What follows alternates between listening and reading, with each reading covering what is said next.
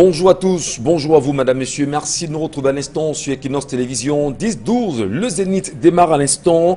Eh bien, ça nous permet encore de vous dire que la grande famille est au complet, avec elle nous allons encore évoluer sur des sujets importants de la République aujourd'hui.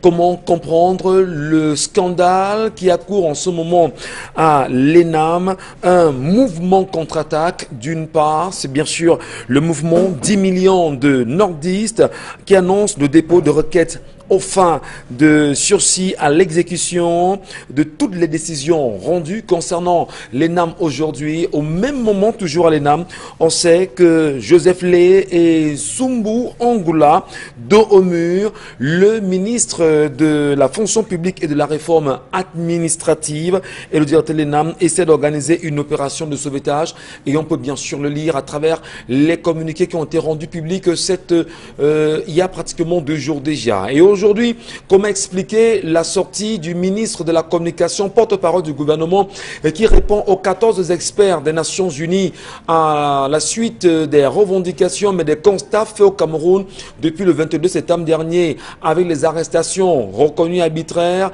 les plus de 600 militants qui ont été récupérés et répertoriés dans les cellules du Cameroun. Quelle appréciation peut-on en faire véritablement de l'attitude du gouvernement? Peut-on dire au regard du bras de fer que Yaoundé peut avoir peur de l'action que pourrait mener dans les jours à venir les Nations Unies? Madame, Messieurs, on en reparlera au courant de l'émission. Bonjour à vous, bonjour à tous. Installez-vous. La grande famille est au complet. Ensemble jusqu'à midi, nous allons vous conduire. Et nous commençons avec vous, Mbombo Mbengan Kandji. Bonjour à vous et bienvenue. Bonjour Monsieur Ngachou Numba, bonjour à vous chers téléspectateurs. Il a encore fait une sortie, c'est Sa Majesté Soukoujo. Il dit que pour la région de l'Ouest, 10%, il dit d'ailleurs à peine 10% des chefs sont légitimes. Sa Majesté Soukoujo estime que la représentativité de la chefferie traditionnelle au niveau des régionales qui vont arriver, des assemblées régionales qui seront là, risquent de ne pas répondre efficacement aux besoins de la tradition, surtout à l'Ouest. Il dit, je me suis impliqué personnellement pour qu'on ne remplace pas les chefs, mais quelquefois ça donnait, d'autres fois non. Aujourd'hui, on risque d'avoir un conseil régional qui aura moins de 10% des chefs légitimes. Voilà le cri du cœur de ceux qui pensaient que Soukoujo ne s'attaquait qu'aux politiques. Voilà un homme d'honneur, un homme qui veut sauver toutes les institutions de la République. Merci, Sa Majesté. Les FON vont-ils s'exprimer ou pas? Ces chefs vont-ils réagir ou pas?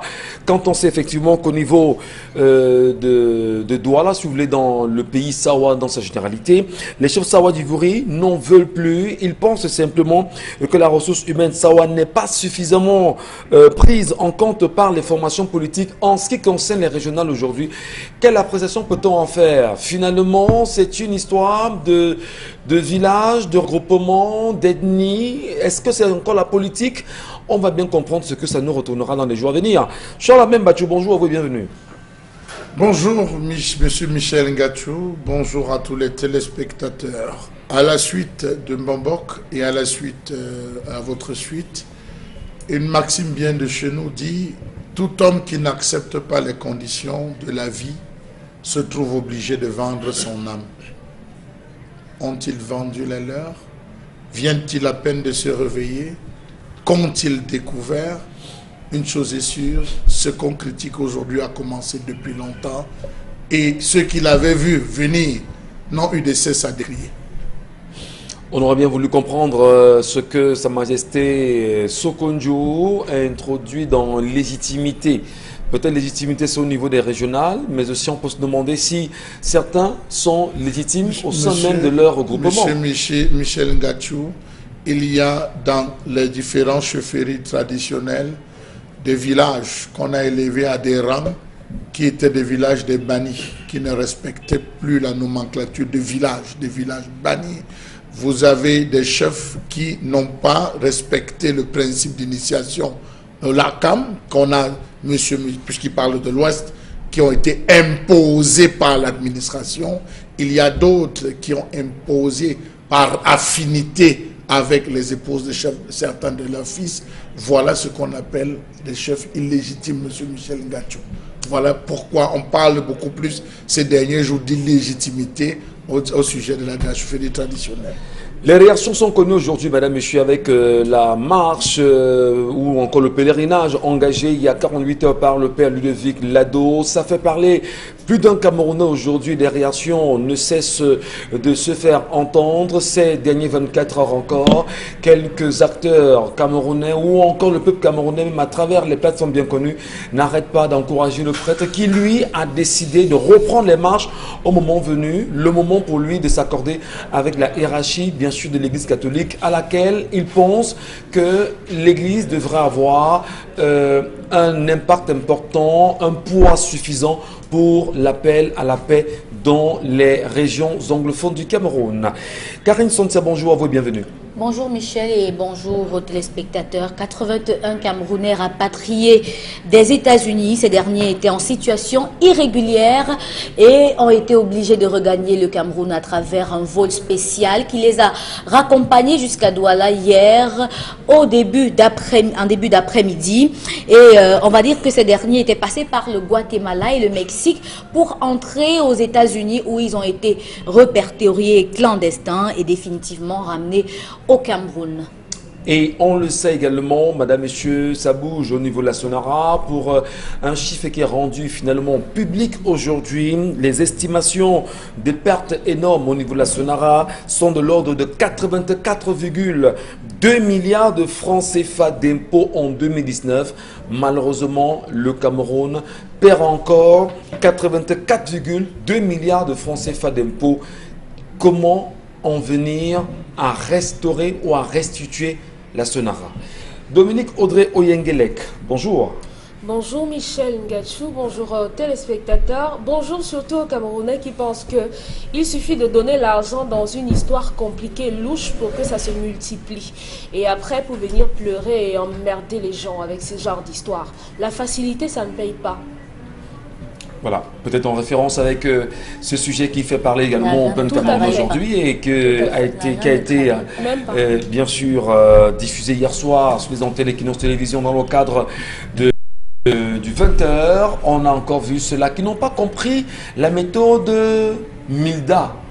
Et c'est très compliqué. Il y en a également qui ne comprennent pas aujourd'hui ce qu'ils entendent même parce qu'ils appellent le marketing de réseau. C'est très compliqué. Ça continue. Et c'est ahurissant de voir que des personnes âgées, des mères qui sont censées montrer la bonne voie aux enfants, vous disent qu'on a investi des millions et les réunions vous réclament de l'argent. On devrait vous enfermer pour ça. Parce que vous devez rembourser l'argent. 2 millions pour certaines. C'est ahurissant. 4 millions pour certaines. 6 millions pour certaines. Il faut préciser, même certaines, mais également certains aussi en souffrent aujourd'hui. Merci à vous, madame, monsieur, de nous rester présents. Les plateformes sont connues, 10-12, le Zénith ou encore Equinos TV. Merci, on attend vos réactions. Vous voulez réagir? J'aimerais attirer l'attention des parents parce que depuis le début de la rentrée scolaire cette année, on a comme une vague de disparition des enfants qu'on ne comprend pas du tout. Je peux vous assurer que depuis 2 semaines déjà, j'ai partagé plus de 20 avis de recherche des enfants. La plupart sont entre 3 ans et 15 ans. Il y a quelques adolescents. Maintenant, il y a juste un adulte parmi. Je n'arrive pas à comprendre comment est-ce que cela s'explique parce que les photos que vous avez, qu'on vous fait partager, sont des photos des enfants avec des tenues de classe et le sac à dos. Je ne comprends pas comment est-ce que cela se fait, mais il faudra déjà attirer l'attention des parents sur ce phénomène qui commence un peu à faire trop parler. Je dis en 2 semaines, plus de 20 enfants disparus. Maintenant, c'est vrai qu'il y a aussi des enfants qu'on a retrouvés après, mais il faut dire que les parents doivent redoubler de vigilance. Vigilance, non seulement responsabilité parentale, mais pour ceux qui ne sont pas retrouvés finalement, pourquoi ne pas expliquer, d'ailleurs on en parlait ici hier, que font les sapeurs-pompiers, que fait l'armée, que fait la police, quelle est l'organisation mise en place pour pouvoir tout faire pour retrouver ces enfants qui pour la plupart sont perdus aujourd'hui.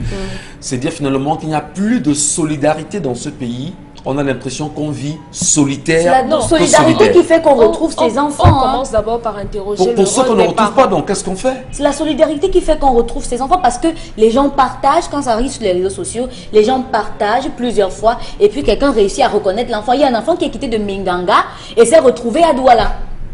Voilà. Ses parents ont réussi à le retrouver ici parce que la personne qui l'a recueilli, ils ont pris un bus que je ne vais pas citer ici, arrivé à un niveau, son ami avec qui il était l'a abandonné et a disparu dans la nature. Donc c'est quelqu'un qui est ici à Douala, qui l'a retrouvé, l'a hébergé le temps de chercher à publier ses photos pour que les parents puissent le retrouver. Donc il faut comprendre que c'est vraiment délicat. Merci beaucoup. Allez, poursuivons. Avec vous, madame, monsieur, l'histoire du jour. L'histoire de ce matin est particulière parce qu'on a eu les deux parties en face de nous qui nous ont déclamé l'histoire. Il s'agit d'un couple marié depuis 20 ans déjà, la femme âgée de 42 ans et le mari âgé de 50 ans. Le mari, le premier à se plaindre, raconte qu'il y a quelques jours, alors qu'il était à la maison et que sa femme s'est rendue il ne sait pas où, il a reçu une convocation qui interpellait son épouse. Celle-ci, après explication de la personne porteuse de la convocation, disait que sa femme devait la somme de 2 millions de francs CFA. Le monsieur de confronter son épouse, celle-ci lui a dit qu'elle a bafouillé, elle ne savait pas quoi lui dire et au final, elle a fini par lui dire que elle a commencé par mettre un peu d'argent dans un trading. Ensuite, elle a acheté un terrain, elle a voulu acquérir une moto et qu'il y a des argents des mains levées qu'elle a donné aux membres de la famille. Son mari ne comprend pas par quelle alchimie son épouse a pu se retrouver dans autant de dettes qui avoisinent au total, avec les prêts dans différentes cotisations, la somme de 4 millions de francs CFA. Et la dame de dire que non, mon cher époux, dis-toi bien que si j'ai autant de dettes, toi également, tu as mangé de cet argent-là consciemment parce que je ne travaille pas, je fais des cotisations, je fais des petites tontines. Où penses-tu que comment penses-tu que je fais pour m'en sortir lorsque tu ne rationnes pas? Donc voilà la situation. Ils aimeraient bien avoir le fin mot de l'histoire. Le monsieur voudrait qu'on lui dise comment faire pour que sa femme arrête de prendre autant de dettes et la dame voudrait savoir est-ce que c'est mal de faire des investissements? En même temps, Dominique Audrey, soyons sérieux. Vous trouvez que je ne suis pas sérieuse? Soyons sérieux. Comment une femme peut-elle être endettée autant? Lorsqu'une femme est endettée et qu'elle met son mari mal à l'aise. Le mari dit 4 millions. 4 millions. Alors le mari doit rembourser, c'est ça? Les deux doivent rembourser. Les deux doivent rembourser. Voilà. Il est question de faire l'inventaire de ce que la femme a fait pour voir s'il y aura un retour sur investissement. L'argument qu'elle présente, c'est que lui aussi a mangé de cet argent parce qu'au moment où il ne rationne pas, elle puisait cet argent pour manger à la maison. Ouais. Est-ce que c'est largement suffisant? C'est quand même 4 millions, Dominique Audrey. Est-ce qu'on a pu aujourd'hui... elle a mentionné le terrain. Est-ce que ce terrain est visible? Et elle a mentionné la sorte de microfinance, je ne sais pas si c'est une microfinance, les sociétés où on investit pour que ça se... Voilà, le trading, pour que ça se multiplie. C'est ce qu'elle mentionne dans son histoire, dans l'histoire de cette femme. Merci à vous, madame, monsieur. Nous donnons bien évidemment la parole aux différentes contributions, collaborations sur ce plateau pour mieux comprendre. Alors, maintenant, je commence justement par vous, Dominique Audrey. Toujours. Une femme comme celle-là, oui, toujours en fait. Vous êtes une femme, c'est normal. Comment déjà analyser le fait, comment comprendre qu'il y ait des dettes au sein d'une famille et que l'homme ne soit pas informé, encore moins pour qu'on en arrive où nous en sommes? Comment une femme peut faire des dettes, autant de crédits, autant de situations et mettre son mari en mal? Quel regard peut-on avoir vis-à-vis d'une femme comme celle-là? On n'a pas de regard à avoir. La dame a expliqué ce qu'elle a fait avec l'argent. Oui, ils ont peut-être déjà une maison avec un terrain qu'ils ont acquis, mais elle a voulu... Dans cet argent ou avant? Avant. Et avant. Ils ont eu le terrain et la maison avant?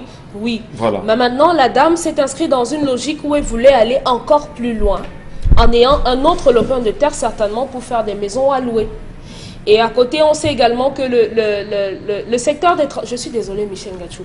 Le secteur des transports est porteur d'une certaine façon et elle a certainement voulu, encore une fois, à travers la moto acquise, permettre de ramener des fonds. Le seul reproche qu'on pourrait faire à cette dame aujourd'hui, c'est de ne pas avoir mis son mari à contribution dans cette histoire, mais au moins, elle n'a pas pris ça pour entretenir un homme, un jeune homme. Non, elle n'a pas pris ça simplement pour se faire belle ou bien acheter je ne sais pas quoi. Non, cet argent a servi à quelque chose. Ce sont des investissements.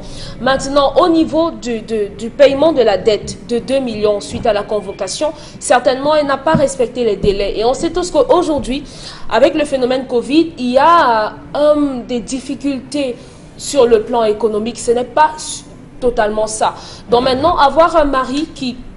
Parce qu'il y a une petite situation, court à la télé raconter ma femme est endettée, qu'est-ce que je dois faire d'elle? Vraiment, je trouve que c'est puéril parce qu'il aurait pu, en tant qu'homme, demander à sa femme qu'est-ce que tu as fait avec l'argent et lorsqu'elle lui dit ce qu'elle a fait avec l'argent, qu'il fasse simplement l'inventaire. Il n'y a pas de quoi en faire une masse. Est-ce que vous pensez justement que dans l'histoire telle qu'elle vous l'a restituée, elle a pu dire à son mari ce qu'elle a fait cet argent? Oui, monsieur, puisque je l'ai mentionné. Il se serait plaint, vraiment? Oui, il se plaint.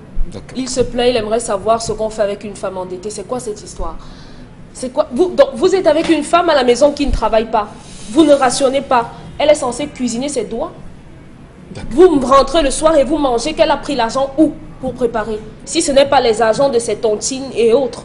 Des petites affaires qu'elle peut faire. D'abord, il faut encourager les femmes qui ne se contentent pas d'être des consommatrices, d'attendre qu'on leur donne tout. Oui, qu'est-ce qu'elle fait? On a une femme qui... Elle n'a pas un travail, elle ne fait rien, elle n'a pas une activité, elle ne fait rien. Elle fait le commerce elle n'est en même ligne. Pas dans le commerce en ligne. Oui, il n'y a pas de retour, elle n'a pas de bénéfice, ça ne marche pas. Michel Gachou, lorsqu'on fait le commerce, tout ne se vend pas directement. C'est pour ça qu'elle a fait un emprunt et elle n'a pas pu... Elle a fait un prêt. Elle n'a pas pu rembourser dans les temps. Conséquence, on lui a ramené la convocation qui demande 2 millions. Mais pourquoi ne prend pas son mari un bon mari, en tant que chef de famille, devrait avoir le contrôle sur ce genre de choses. Vous avez votre femme qui n'est pas à la maison. Vous constatez qu'elle ramène des choses à la maison, la marchandise et autres, qu'elle est tout le temps au téléphone. Vous ne lui posez pas la question si elle ne vous dit pas, avant qu'on ne nous dise que c'est la femme qui oxygène le foyer, que c'est elle qui doit tout dire au monsieur. Mais tout le monde ne le sait pas. Mais pourquoi ne prend-elle pas la peine d'en parler à son mari avant que la femme ne s'ébruite, comme c'est le cas aujourd'hui? Parce qu'elle ne savait pas que ça allait s'ébruiter. C'est tout. Les investissements ont été faits, je vous l'ai mentionné, Michel. Elle a fait le terrain, la moto, le trading. On peut dire que le trading, c'est un argent qui a été perdu, comme ceux qui se plaignent aujourd'hui. Mais les motos et autres, ça demande du temps pour pouvoir produire. Très bien. Karine Santia, nous vous écoutons sur l'histoire de ce matin. C'est une femme, c'est un monsieur, c'est un couple en fait qui se déchire sur les attitudes. Mais il faut ramener le calme dans la maison. Qu'est-ce qu'on fait de votre point de vue? Bon, le couple doit d'abord chercher à rembourser l'argent. Après, maintenant, ils voient s'ils vont continuer à rester ensemble ou pas. Hein. Parce qu'après, l'homme peut dire qu'il ne peut pas rester avec ce genre de femme. Parce que je vais vous dire la vérité, lorsque vous voulez faire un emprunt aussi important, que ce soit dans une association ou bien à la banque, je pense quand même qu'il faut en parler à votre mari. Parce qu'on ne sait jamais. Vous pouvez le faire et puis en cours de route, quelqu'un monte un coup, on vous agresse. On prend cet argent. Vous allez dire à la réunion que vous avez pris l'argent, vous avez fait quoi avec? Parce que personne ne va vouloir comprendre. Imaginez-vous que c'est vous qui gardez l'argent de la réunion. Et puis on vient vous agresser chez vous, on prend tout l'argent. Vous allez dire à la réunion qu'on vous a arnaqué. Ils ne veulent pas comprendre, ils veulent leur argent, par exemple. Donc, c'est beaucoup d'argent, vraiment. En plusieurs... On peut pas parler de 4 millions comme si c'était 4 000 francs ou 400 000. Moi, je le dis toujours, c'est 4 millions. Ça achète un terrain. Hein, un terrain vraiment bien et peut-être très grand. Parce que si vous partez dans certaines zones à Douala, aujourd'hui, vous aurez un très bon terrain avec cet argent-là. Et il ne faut pas qu'elle prenne cela à la légère. Ce n'est pas comme si le plat de nourriture qu'elle a préparé, c'était 400 000. Et elle a servi à son mari un plat de 200 000. Je ne sais pas. Ce n'est pas de ça qu'il est question. Elle ne peut pas prendre cela à la légère. Parce que soit maintenant, elle commence à se rabaisser pour demander comment est-ce qu'on fait pour rembourser cet argent. Soit vraiment, elle commence à chercher comment elle va rembourser seule. Parce que si elle commence... Parce que lorsque vous écoutez l'histoire, elle réagit genre, quand je préparais ici, tu pensais que je faisais comment? Non, ça ne va pas marcher. Ça ne va pas marcher quand vous avez déjà fait ce genre de faute. C'est pour ça que je dis, je ne pardonne pas aux personnes cupides. Quand vous êtes cupide comme cette femme-là, il faut bien que vous payiez les conséquences. Vous achetez un terrain. Ok, ça profite à tous les deux si vous êtes mariés. Maintenant, les mains levées que vous avez données à vos frères et autres, on ne va pas chercher à connaître ça. Mais lorsque vous avez pris un argent pour faire un investissement comme le trading que vous ne maîtrisez pas parce que vous êtes une femme qui est habituée à être à la maison, je vous assure que c'est un domaine qui est très délicat. Ça existe, ça rend des gens riches parce que c'est un métier, Sauf qu'il y a des gens qui pervertissent le trading avec ce qu'on voit aujourd'hui à l'affaire de Mida et autres. Il y a des gens qui font les affaires à travers le trading, c'est-à-dire qu'ils achètent des marchandises qui restent virtuelles jusqu'à ce qu'ils les revendent pour avoir de l'argent. J'ai dit le trading, ça existe. Ça existe vraiment. Maintenant, vous pouvez savoir dans quel genre de trading est-ce qu'elle s'est située. Si c'était les ventes des actions, comme avec ces gens-là, et après l'entreprise a disparu, maintenant il faudra qu'elle l'oublie particulièrement. Donc, ce que je vais dire à cette femme, elle n'a pas le droit d'acculer son mari et de chercher à montrer qu'il est aussi un peu coupable. Parce que si on additionne tous les plats de nourriture qu'il a mangé par ce temps-là, il n'y a pas un plat de nourriture qui coûte 200 000. Donc, elle doit rembourser l'argent des gens. Si elle est trop forte et puis si elle veut trop se prendre la tête, elle commence à rembourser. Et quand on va l'arrêter, puisqu'il y a déjà des procédures judiciaires contre elle, qu'elle commence déjà à aller signer là-bas, qu'elle va rembourser l'argent des gens et commence à rembourser. Parce que tant qu'elle ne se rabaissera pas et ne reconnaîtra pas que c'est de sa faute et qu'elle a été cupide, elle sera obligée d'avancer seule. Oui, mais l'état d'esprit justement dans lequel elle introduit son mari à un moment donné, est-ce que... Si elle investit dans le trading et qu'elle ne peut pas retrouver cet argent aujourd'hui, oui, la moto et le terrain, donc elle peut revendre tout ça. Si elle a investi dans le trading, c'est 4 millions de francs CFA. Les gens ne... Ce n'est pas 4 millions qu'elle a mis dans le trading. Je ne refuse pas. L'argent qu'elle doit aux gens, c'est 4 millions des marchandises, les petits argents dans les tontines. Et si elle n'a pas encore remboursé et qu'il y a une poursuite judiciaire contre elle, ça veut dire que les gens ont réclamé leur argent et elle n'a pas encore pu rembourser. Je ne pense pas qu'elle est partie signer au commissariat pour dire que je vais rembourser petit à petit et on a continué avec la procédure. Mais le problème, c'est l'état d'esprit dans lequel justement met son mari, le malaise dans lequel l'on peut vivre pendant ce petit moment ou pendant cette période. C'est pour ça que je dis que... Si on en venait justement à voir l'homme, je sais pas, la femme dans une cellule ou à être conduit dans une prison pour escroquerie, on ne sait trop quoi, mais est-ce que la femme ici, son attitude ne fragilise même pas la bonne santé de la famille dans sa globalité? Justement. C'est en fait... Moi, le problème que j'ai avec, c'est les investissements qu'on fait. Il y a des montants où vous pouvez faire toute seule pour voir évoluer votre investissement. Mais il y a des montants où vous ne pouvez pas garder pour vous. Elle a fait des investissements différents à hauteur de 4 millions. À un moment donné, un peut capoter. Il faut qu'elle trouve le pied sur lequel elle peut s'appuyer pour relever les autres. C'est pourquoi je dis qu'il y a des investissements où il faut notamment en parler. Parce qu'à un moment donné, lorsque vous investissez et que ça ne marche pas, ce n'est plus juste vous, si vous êtes marié, à qui les gens vont réclamer. Vous avez le nom de quelqu'un. Charles Amem Bathiou, c'est une histoire qui peut être, je vais dire, permanente en société aujourd'hui au Cameroun. On analyse ce fait comment aider cet homme à retrouver sa fierté d'homme, sa quiétude, son côté... oui, sa fierté d'homme. Comment le ramener, comment le repositionner, comment le requinquer vis-à-vis de son épouse? Qu'il prenne le pouvoir au lit. Ça veut dire quoi? Qu'il prenne le pouvoir au lit. Le lit, ça veut dire quoi? Et vous avez compris, vous êtes un adulte. Il n'a pas de pouvoir au lit. Où est le rapport? Il n'a pas de pouvoir au lit. C'est là tout le rapport. Le pouvoir, les problèmes de l'homme commencent le jour de son mariage et les problèmes de la femme s'arrêtent le jour de son mariage. Pourquoi? Parce que toute situation qu'elle sera appelée à affronter, elle dira: attendez mon mari. Mon mari n'est pas là, je vais appeler mon mari. Dans cette histoire, c'est l'homme le sorcier. C'est l'homme le sorcier. Pourquoi, monsieur Michel Ngatou? La bouche de l'homme, c'est dangereuse. Vous savez que vous pouvez insulter votre femme de lundi à lundi, vous poussez votre femme à aller dehors. Bien sûr. Avec la gueule. Bien sûr. Tu me sais à quoi? Tu fais même quoi chez moi? Tu rapportes quoi? Bon, c'est des expressions. Pour sortir, c'est léger. C'est des expressions que les hommes emploient généralement. Non. Il y a des personnes... Monsieur Michel, je ne réponds pas à Dominique.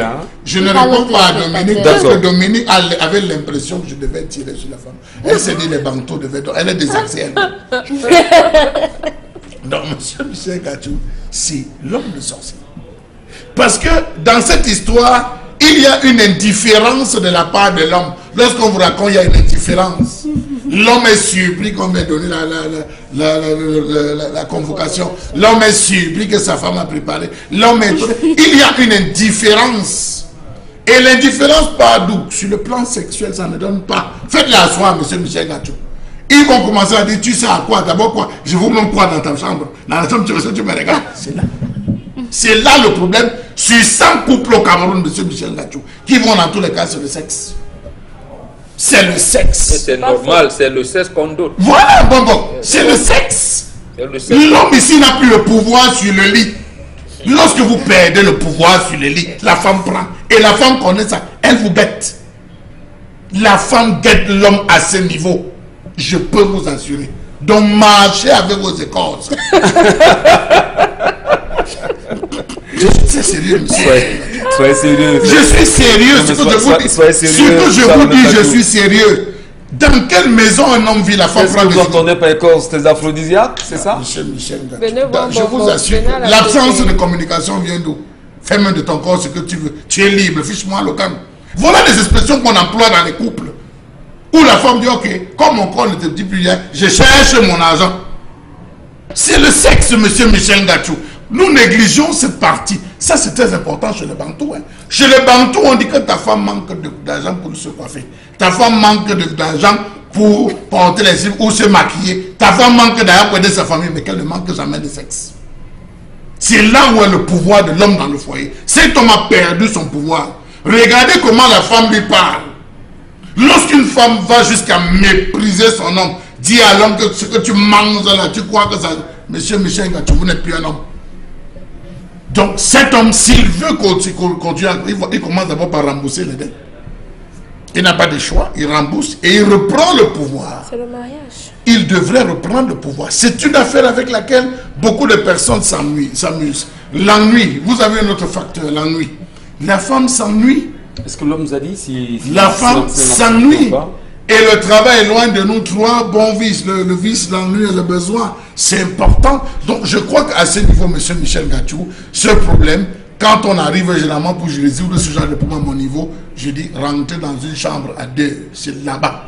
C'est là-bas que cela devrait. C'est un problème d'indifférence, c'est un problème comportemental, c'est une absence de sexe. Je crois qu'à ce niveau, il faudrait se retrouver. Parce qu'un homme qui possède son lit, monsieur Michel Gachou, la femme marche ou pas. Bon, on dira comment on apprécie une histoire comme celle-là, mais surtout l'appel à une solution évidente pour les deux bons Benga. Oui, d'abord, qu'est-ce qu'on supporte dans un mariage? C'est ce qui est mauvais. Donc, la femme, l'homme, il a raison de s'énerver, il a raison de se fâcher, mais il s'apprête à payer, à rembourser la dette. Le mari, là, je pense que sur le plan du principe, c'est cela.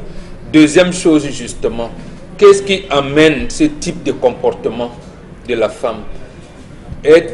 A-t-elle commencé ça dès le départ? Est-ce que c'est une femme dépensière? Mais moi, j'ai l'impression que c'est une femme qui aime investir. Qui aime investir et dans cet investissement en question, il n'a pas encore de retour ou alors il a été coincé, Covid, je n'en sais rien, mais il s'est trouvé dans des difficultés telles qu'il ne puisse pas rembourser à temps. Mais on en parle à son mari. On en parle, on en parle. Donc là, et le type de comportement qu'elle a affiché n'est pas bon avec des dents. C'est vraiment, c'est pas bien. Mais maintenant, effectivement, ce que dit Charles Hamel. Vous savez, il y a 2 semaines, j'étais au tribunal, une de mes filles voulait divorcer. Moi, j'allais témoigner qu'elle ne divorce pas. Et comme je connais un peu la loi camerounaise, j'ai dit à son mari, va dire là-bas que tu aimes ta femme pour bloquer tout.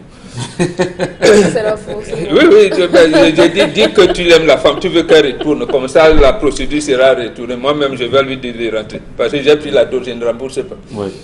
Et au sortir du tribunal, là où la femme a commencé à dire, tu veux que je parle? Mais on était tu veux que je parle? Donc, ce qu'elle disait dans le procès, elle n'a rien dit. Voilà. Donc, en réalité, et l'homme est resté tranquille. Il dit, mon beau, c'est quoi? Il dit, c'est vrai. Non, je ne voulais pas, j'avais soupçonné mon épouse avec quelqu'un. Il m'approche de ma fille et me dit, oui, et c'est ton beau t'a dit que lui répond plus. Ah, d'accord. Il dit, mais comment? Et il y a les Djunju Botel. Donc, non, c'est sérieux. Les Djunju Botel, c'est sérieux. Oui, tout à fait. Donc, il faut aller au fond. Vous voyez comment, je veux dire, ma fille, ils sont allés jusqu'au tribunal pour demander le divorce, alors que c'est un petit problème. Mais j'ai dit à mon beau-fils que, mes chers amis, et justement, c'est comme ce couple, ça fait près de 15 ans qu'ils sont mariés. Je t'ai recommandé qu'il ne faudra jamais être en défaillance mécanique tant que je suis vivant. Donc voilà. C'est très sérieux. Donc le problème fondamental, en fait, oui, il faut explorer toutes les pistes. Et c'est la piste principale qu'on néglige souvent. Qu'on néglige ça, c'est le problème que... Est-ce que l'homme discute suffisamment en dehors du lit, comme vous le dites très bien, mais est-ce que cet homme discute suffisamment avec son épouse pour mieux comprendre ses problèmes, pour mieux comprendre ses besoins? On discute. Voilà ce qui se passe. Moi-même, à plusieurs reprises, si je comptais le nombre de cartes de langage que j'ai adressées à mon épouse, mais ça dépasse, ça dépasse les 8 milliards de personnes. Je dis, quelquefois je lui dis, mais tu sais même à quoi ici? Mais quand tu dis ça, il faut être conscient. En rentrant, tu gardes un cadeau. C'est bien ça. Tu lui gardes un cadeau. Donc en fait, tu es même venu faire quoi ici? Quand tu rentres, tu sais que tu ne sais pas dans quel bord. Après, tu la provoques encore en disant, tu sais même à quoi ici. Viens ici. En réalité, c'est ça que j'ai doté. Quand elle vient, tu dis, voilà ça. Depuis quand tu ne m'as pas gardé de cadeau, prends alors. En réalité, c'est pour corriger. C'est pour corriger l'écart de comportement que j'ai tenu le matin. Peut-être parce que j'avais beaucoup d'idées, les enfants ont tué. La femme qui était dans le droit, moi j'ai mal répondu. Je dois rectifier ça le soir, je dois corriger ça. Prenant des contours. Donc, justement, ici, c'est ça. Il ne faut pas que l'homme soit en défaillance mécanique à aucun moment. Très bien. Donc, les hommes qui nous regardent ce matin, en réalité, il faudrait que le langage soit celui-là. Ne jamais être en défaillance mécanique.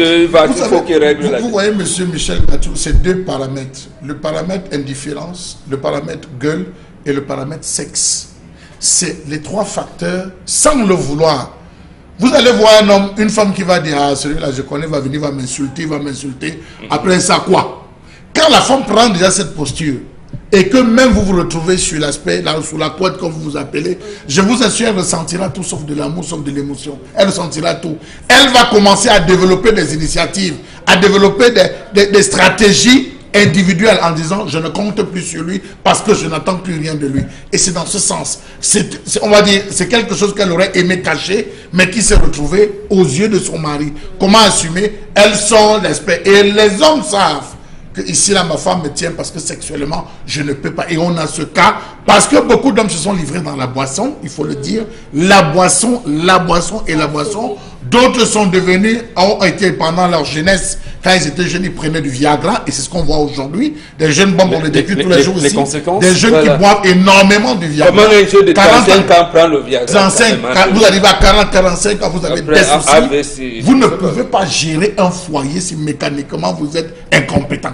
Donc il faudrait arriver là pour avoir le respect de votre femme. Merci à vous, cher Lamel. Merci à la grande famille ce matin, madame, monsieur. Vous aussi qui nous regardez, on attend vos nombreuses contributions sur les plateformes bien connues.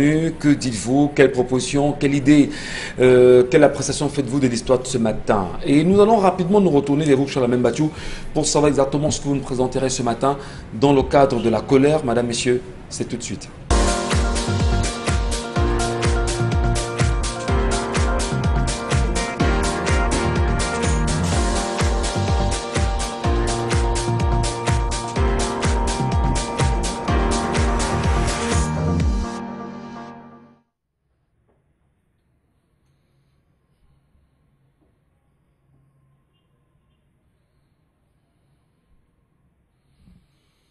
Je m'interroge ce jour sur la question des cafouillages opérés tout autour de la taxe foncière dans ce pays. Faut-il taxer le propriétaire ou l'occupant, entre guillemets, le locataire?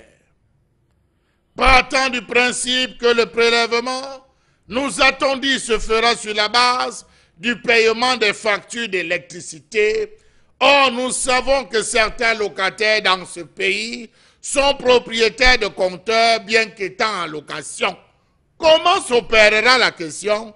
Poser la même question comme celle de la taxe sur les téléphones et terminaux numériques.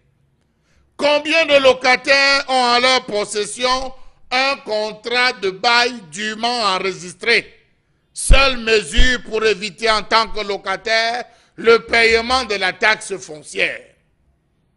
Entre plaintes, incompréhension et arnaque autour du calcul et du paiement de la dite taxe, les citoyens camerounais ne cessent d'être perdus. Trop de taxes à payer. Vous touchez 55 000 francs comme salaire. On vous demande de payer la taxe foncière. On vous demande bientôt, parce que c'est la date butoir aujourd'hui, de payer la taxe sur le téléphone. Il vous restera combien pour payer votre loyer et vous en sortir? Comment comprendre cette absence criarde de sensibilisation sur la question de la taxe foncière? Trop peu de Camerounais sont renseignés sur la question de la taxe foncière, sur les techniques de calcul de la taxe foncière. Généralement, c'est aux agents qu'il incombe de pouvoir définir à l'œil, parfois. Comment comprendre que les services compétents se rendent coupables d'erreurs et d'exagérations sur le terrain? Comment comprendre le flou qui existe entre les différentes méthodes d'évaluation, notamment l'une basée sur la valeur du bien, l'autre sur l'emplacement et l'autre sur l'entendement de l'agent sur le terrain? Comment comprendre les inexactitudes qui affectent la base ou les éléments d'imposition? Comment comprendre que non seulement les services des impôts semblent ignorer, peut-être volontairement, le prix de vente du terrain, mais en plus ils procèdent à une surévaluation des parcelles. 1000 mètres carrés devient chez les agents parfois 1500 mètres carrés, 2000 mètres carrés. Calcul incompréhensif. Locataires qui se plaignent des montants faramineux imposés par le bailleur sous prétexte que ces derniers payent chaque mois la taxe foncière. Dans le quartier d'Akwa, pour parler de la ville de Douala, il y a certaines personnes qui ont loué des terrains, qui ont investi sur les terrains sur une certaine période d'années données. À eux, on leur impose de payer la taxe foncière, pourtant ils ne sont que des locataires. Très étrange, me direz-vous. Comment comprendre la mauvaise qualité des informations collectées, partant du principe que l'information collectée n'est forcément pas une information foncière? Comment comprendre l'absence de maîtrise de la base de données? En plus de n'avoir pas fait l'objet de retraitement et correction, les informations collectées qui ont été réutilisées sans aucune amélioration d'une année à une autre, malgré les multiples corrections introduites par les usagers ou même par les services de terrain. Comment comprendre l'absence d'informations obligatoires pour une déclaration pré-remplie validée? À ce jour, de nombreuses personnes se plaignent avec des requêtes d'un paiement indu, d'un paiement qui n'est pas le leur. Pourquoi ne pas prendre le temps, par des canaux connus, pour sensibiliser les différentes personnes, les propriétaires, les locataires? De nombreuses personnes se retrouvent à payer la taxe foncière alors qu'ils sont locataires. On a tout fait pour leur donner un compteur en leur nom. Ils payent. Est-ce qu'ils sont propriétaires? Que non, de simples locataires. Est-ce qu'il est facile dans la ville de Douala d'avoir un contrat de bail dûment enregistré par l'État? Il y a cafouillage quand il nous tient. Colère exprimée de Charles Amel battu ce matin, madame, monsieur, porté sur la taxe foncière au Cameroun. Dire surtout, Charles Amel, que c'est un problème très sérieux.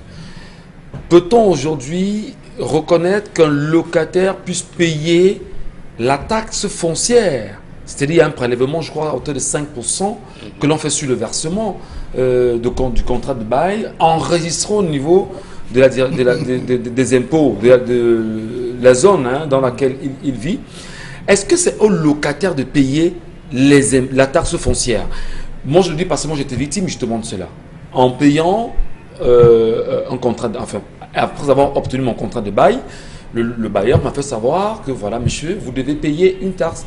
Moi, je n'ai pas compris et j'ai pris le temps pendant pratiquement 3 jours pour m'enquérir de la loi, m'enquérir de la situation. On m'a dit, monsieur, vous payez. Alors, moi, je vais au niveau des impôts. Je ne suis pas ici, je suis à Yaoundé, au niveau de la direction des impôts qui se situe au niveau de ancien Camille Teota, effectivement, en Vormbi.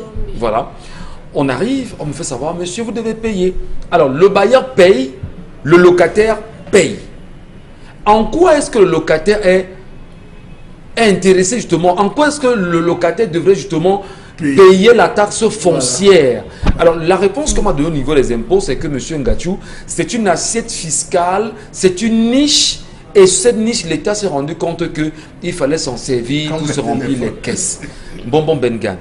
Est-ce que ce n'est pas de l'arnaque un peu de trop quand même sur les citoyens camerounais? Parce que je prends mon cas perso, ce que moi j'ai vécu. C'est de l'arnaque et il faut dénoncer cette arnaque.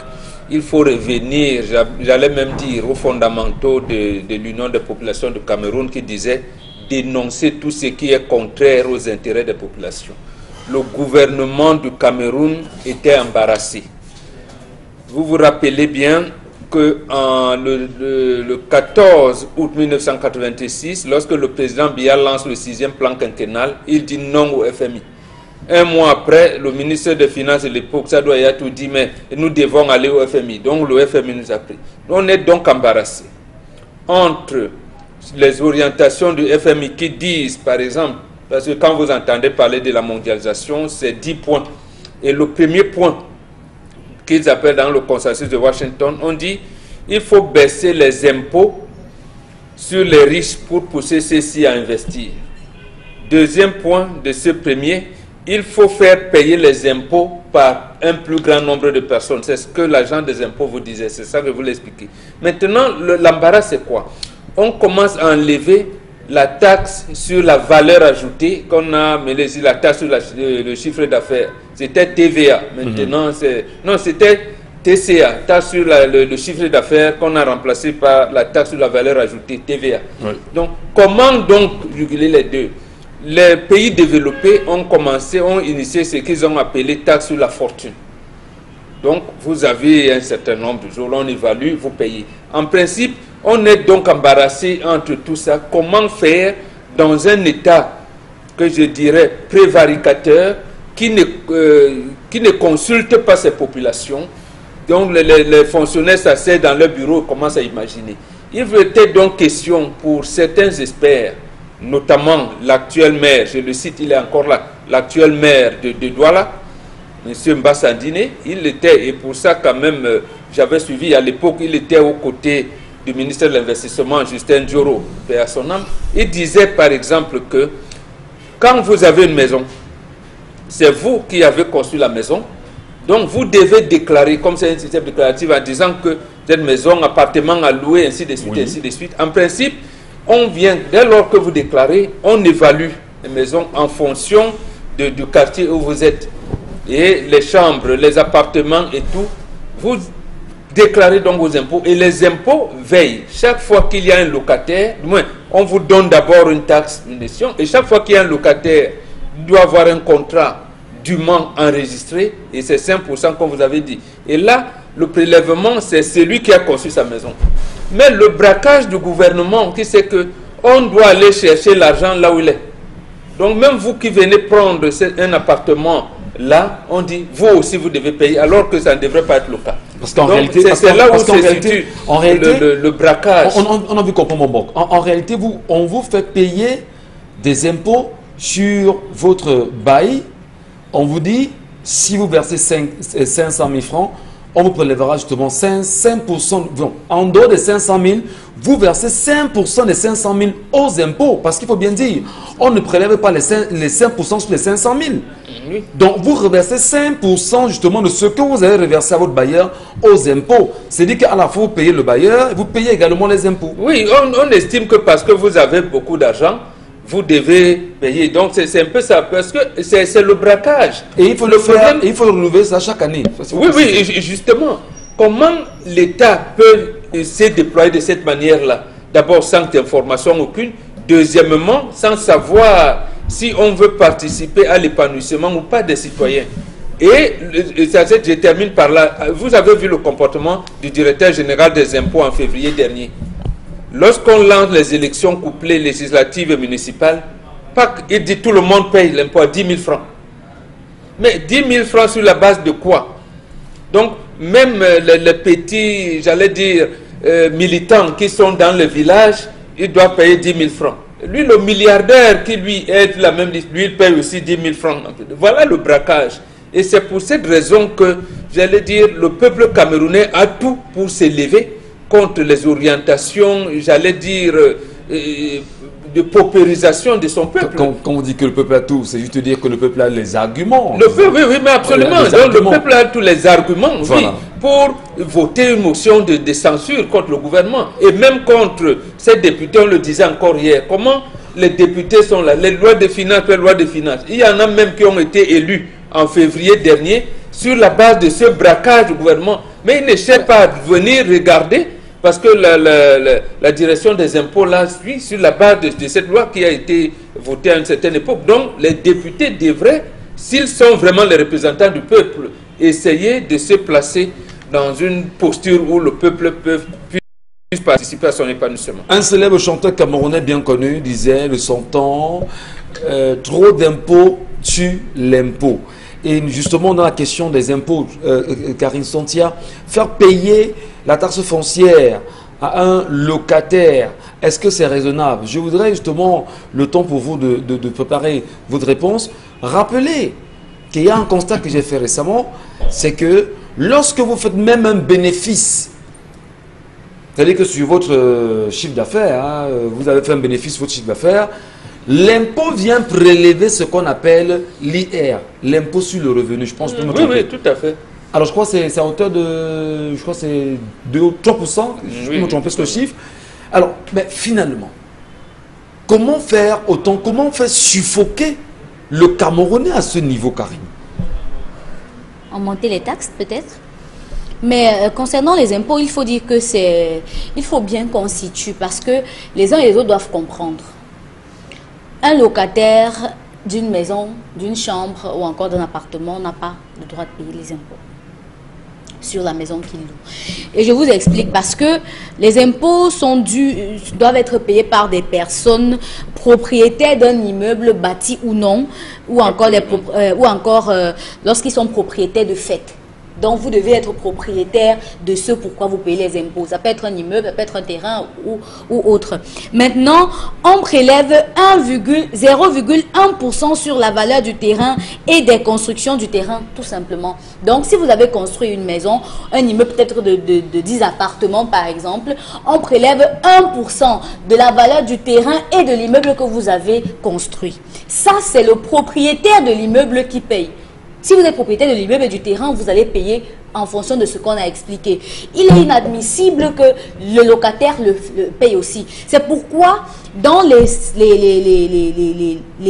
contrats de bail, généralement, les bailleurs finissent par introduire une part de cet impôt-là dans les frais de location. C'est pourquoi le locataire n'a pas le droit de payer encore autre chose en dehors de la location.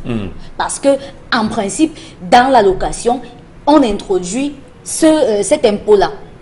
Maintenant, vous savez que quand même au Cameroun, il y a eu des campagnes pour récupérer parce que la direction des impôts dit que généralement, ils n'arrivent pas à recouvrer tous les impôts qu'il faut. En 2017, ils n'ont recouvert que 4 milliards au lieu de 20 milliards par exemple. Et pour eux, c'est très peu, justement parce qu'ils disent qu'il y a notamment les Camerounais qui ne payent pas les impôts, il y en a qui contournent les règles. Mais maintenant, il faut dire qu'il y a des moyens de faire en sorte que les gens payent les impôts. Il y a des moyens que l'État peut on doit des moyens. utiliser. Oui. On va te comprendre, Karine. On vous fait payer une taxe foncière alors que vous êtes locataire. Est-ce que c'est raisonnable? Elle a dit non. J'ai dit que c'est pas raisonnable, j'ai expliqué. On vous fait payer une taxe foncière quand vous avez un terrain, aujourd'hui parfois même qui n'est pas, on va dire, titré. Vous êtes justement obligé de payer une taxe foncière. Non, tu es titré. Non, titré. C'est quand le terrain est titré. Non. Parce que quand ces gars descendent sur le terrain, il ne veut pas savoir c'est titré. Il vous pose la question, vous avez conçu, c'est combien? C'est combien? Quand vous donnez... Et pourtant, lorsqu'ils descendent sur le terrain, ils doivent eux-mêmes d'abord faire l'évaluation. C'est pour ça qu'ils ne descendent pas seuls. Ils font l'évaluation de la construction. Une évaluation à vue d'œil. Pas seulement. Non, c'est une évaluation à vue d'œil parce qu'ils ne vous croient pas. Lorsque vous arrivez, vous dites que j'ai conçu sur 132 mètres carrés. Il est pris 300 mètres carrés. C'est très grave. Alors, Charles Amel, s'il faut sortir de ça aujourd'hui, s'il faudrait que les Camerounais, justement, demandent des comptes sur ce qui a été fait depuis la mise en place de cette taxe foncière aujourd'hui au Cameroun, est-ce que les Camerounais qui nous regardent auront des réponses? Cette taxe ne mérite pas d'exister. Cette taxe, je le dis, ne mérite pas d'exister dans l'état actuel du Cameroun. Combien de familles ont des titres fonciers? La ville de Douala a 12 000 faux titres fonciers. Combien ont de vrais titres fonciers à leur possession? Première question. Il y a des arrondissements à qui on est... Deuxième, monsieur Michel Gachou, lorsqu'on débarque chez vous, on devait travailler sur la base de votre titre foncier. J'ai un titre foncier qui me dit, j'ai construit sur 100 mètres carrés. Voici mes 100 mètres carrés sur lesquels j'ai construit. Quel est l'instrument que l'agent enquêteur qui descend sur le terrain a pour mesurer mon terrain, monsieur Michel Gachou? Vous avez qu'aujourd'hui, avec l'architecture, on peut vous mettre un terrain de 90 mètres carrés, on vous met en valeur, vous avez l'impression que c'est... Lorsqu'ils arrivent, ils évaluent d'abord le terrain. Le coût du terrain, monsieur Michel Gachou. Il ne travaille pas sur la mercuriale de l'époque à laquelle vous avez acheté le terrain, on travaille sur la mercuriale actuelle. On dit non, quand vous êtes ici à quoi, on dit que non.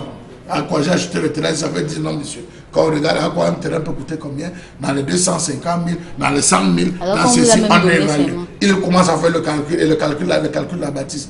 Est-ce que c'est ce qui est réclamé? Point d'interrogation. Les calculs sont incompréhensibles. Comment tu veux calculer ma taxe foncière? Je ne comprends rien de tout ce que tu écris. C'est toi qui fais le calcul, je ne comprends rien. Quand je te demande de m'expliquer, tu me renvoies que c'est toi qui m'as envoyé à l'école. Voilà ce qu'on a sur le terrain, monsieur Michel Gachou. Ce qui est fait pour vous s'envoie contre vous. Les Camerounais sont bloqués à ce niveau. C'est important de préciser. Combien de bailleurs? D'ailleurs, la preuve aujourd'hui, on sait que ce sont eux les ministres. Ce sont les députés. À l'heure actuelle, les députés sont en train de battre le record avec les maisons à location, appartements meublés. Ce sont les députés, on peut citer leurs noms. Ils sont pleins là qui sont entrés dedans. C'est les douaniers qui se retrouvent dans ce domaine, monsieur Michel Gachou. Pourquoi nous faire, c'est les hauts commis de l'État, pourquoi nous faire payer à nous? Le fait que je suis locataire, tu me refais payer la taxe alors que c'est toi qui dois payer la taxe. Il y a des locataires qui sont partis plutôt, eux, se faire enregistrer, ça il faut le préciser, qui sont allés faire enregistrer leur bail, leur location, oui, c'est possible que je suis... Si mon bailleur ne paye pas, je vais me faire enregistrer, je paye normalement, ça complique et ça complexifie davantage la relation entre le bailleur et le locataire lorsqu'il faudra mettre sur pied les procédures parfois d'éviction. Ça, on se retrouve à cela. Voilà donc une taxe qui arrive avec des informations erronées, antidatées.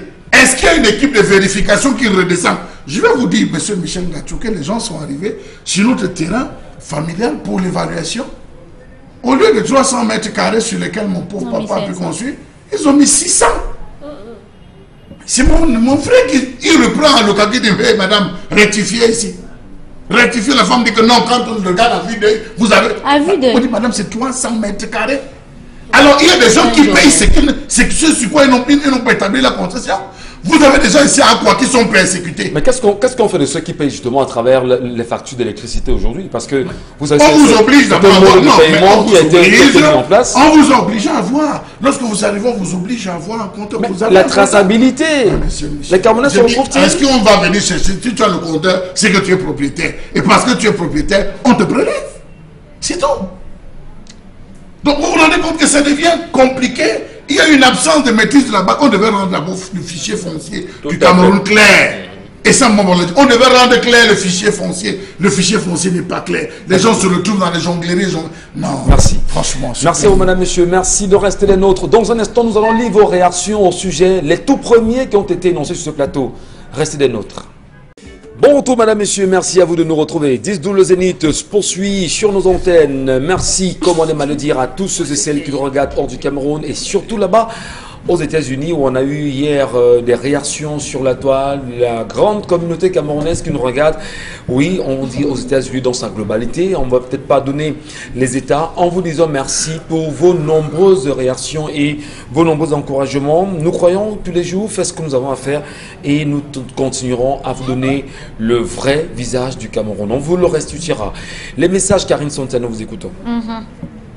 Cette histoire de taxe foncière, je ne comprends plus. Les 2 premières années, j'ai payé 75 000 francs par an. En 2018, j'ai payé 12 000 francs. En 2019, 35 000 francs. Juste pour 500 mètres carrés. 0 descente sur le terrain. Princesse Bandekop qui a écrit ce message. Yann Samuel, c'est le système, mais il faudra savoir que les taxes augmentent tous les jours. Eneo a même interrompu depuis 2 ans son contrat avec les impôts. C'est pourquoi depuis ce temps, ce n'est plus eux qui viennent remettre les fiches de taxes. Un autre message. La taxe foncière n'a rien à voir avec le nombre de mètres carrés du terrain. Je vis en France et c'est les nombres des ouvertures qui permettent de calculer la taxe frontière. Sauf que nous sommes au Cameroun. Maintenant, quelqu'un lui a demandé, ne confond pas de pays. Sauf que nous sommes au Cameroun et ici, c'est le métrage, le nombre de mètres carrés qui implique et la valeur de la bâtisse. Chez nous, notre maison familiale, par exemple, elle a coûté au total, ça fait 28 millions. Donc, on paye la taxe par rapport à ça, à 28 millions. Et maintenant, parlons des locataires qui... Vous payez la taxe annuelle à 28 millions? Non, la valeur globale du terrain et de la maison est à 28 millions. Et maintenant, on fait le ratio. Et on vous donne... C'est comme ça que vous payez la taxe. Oui, et malheureusement, aujourd'hui, on se retrouve avec des locataires qui payent ces taxes-là à la place des bailleurs parce qu'ils n'ont pas la connaissance dans ce domaine-là. Donc, il faut dire, vous n'avez pas à payer. Par exemple, chez nous, les locataires ne payent pas. Mais moi, je vais vous dire, ayant fait des recherches là-dessus, j'ai rencontré 2 ou 3 avocats qui m'ont dit, il y en a, enfin, tous les deux étaient, quelques-uns étaient divisés sur la question. D'aucuns m'ont dit que la loi prévoit justement ce paiement. D'aucuns, effectivement, d'aucuns m'ont dit que le locataire ne devrait pas. Donc il y a un problème fondamental parce que quand bien les juristes ne peuvent même pas s'entendre sur qui doit... si le locataire doit payer ou pas, c'est un problème quand même. Je vous ai dit, c'est un système d'arnaque. Le gouvernement camerounais n'a pas voulu résoudre le problème quand on t'a passé de la taxe sur le chiffre d'affaires à la taxe, la valeur, la TVA. Comment, il y a un moment embarrassé. Ailleurs, comme ils ont parlé de la France, on a l'impôt sur la fortune. Parce qu'au moment où on enlève l'impôt des personnes physiques, parce qu'à partir de 18 ans, voilà, il fallait, se sont donc trouvés dans une situation où il faut payer l'impôt, il faut que l'argent entre. Et il y a l'incivisme fiscal qui s'est engagé précisément du mauvais comportement de l'État. Parce que quand les citoyens estiment qu'ils paient les impôts, il n'y a pas de route, il n'y a pas, ils commencent à voir. Mais bon, nous ne cautionnons pas ça. Mais au lieu d'expliquer, lorsque vous avez un bail que vous mettez en location, un terrain que vous avez même acheté à 10 milliards de terrains d'hectares ou quoi, c'est vous qui avez montré que vous avez de l'argent. C'est sur la base de ça qu'on paye. Mais maintenant, vous qui venez louer, vous ne devez pas payer. Vous devez au moins contraindre le bailleur à payer parce que vous êtes encadré par la loi qui dit on ne peut pas vous expulser n'importe comment. C'est ce que Charles Hamel disait tout à l'heure. Donc, vous trouvez donc un bailleur qui aime un peu, comment je vais dire ça, cupide, il se cache, il ne paye rien. Mais vous, le locataire, vous venez, Comment vous allez le convaincre? Vous allez enregistrer votre bail. Vous dites, oui, je loue à 100 000 francs. Il dit, mais moi, je veux un contrat. Vous allez voir, il va commencer à faire des contournements. Vous insistez pour qu'il fasse un contrat, vous payez. Très bien. Et certains locataires donc veulent supporter ça. Parce qu'en fait, il se dit, c'est le bailleur qui doit payer les 5%. Mais comme je dis, moi j'enregistre, j'accepte de payer, mais lui je vais le coincer. Voilà comment ça fait souvent. Le bailleur risque donc de se retrouver dans une situation où vous amenez l'administration fiscale vers lui, qui va donc regarder, et c'est ce que notre administration fiscale ne fait pas. Quand au lieu de venir, donc, il va faire des jongleries là-bas. Vous qui voulez donc être honnête, comme le cas de Charles Lamel, il dit, nous on veut enregistrer notre bail qui est autour de 300 mètres carrés. Au lieu de venir donc dire que pour les 300 mètres carrés avec cet immeuble bâti, vous devez payer tant. D'abord, comment ça vous donne le faux chiffre? Non, c'est 600. Il n'a pas le métrage approprié, mais il dit, à vue d'œil, j'ai vu que ça peut être. Vous lui dites, mais attendez, le local existe depuis des années. Quand, à la venue de cette taxe foncière, j'avais plutôt vu une action salvatrice. Vous avez des gens qui mettent leurs enfants dans le problème. Allez à Odia, quelqu'un conçu sur 2000 mètres carrés. Je me suis dit qu'avec la venue de la taxe, des gars comme ça allaient fuir. Parce que conçu sur 2000 mètres carrés, voilà des gars qu'il faut frapper. Quelqu'un qui conçu sur 3000 mètres, il achète 3000 mètres carrés, allez en Gombe. Allez en Goma là-bas. Vous ne pouvez pas vivre, monsieur Michel Gacho. Il y a des gens qui ont acheté en hectares, 3, 4, 5, 6, 8 hectares. Je dis, on a acheté tout un village. Ils sont au tribunal alors je vous parle. Ou quelqu'un vient lâcher 12 hectares dans un village. Il y a un village à Yaoundé, après Nkwaban, qui s'appelle Dibison. Dibison, je pense que là-bas également, il y a des problèmes pareils. Je dis, voilà des gens qu'il faut aller traquer. Ce n'est pas des pauvres comme nous qu'on doit venir menacer. Voilà des gens qu'il faut traquer. Allez dans les différents villages. Vous allez voir ce que les gens déposent là-bas. Ou pour nettoyer une maison, il faut passer 4 heures de temps, une demi-journée, pour laver toute une maison. Parce qu'on a créé des chambres, on a ouvert. Voilà des gens qu'il faut aller frapper.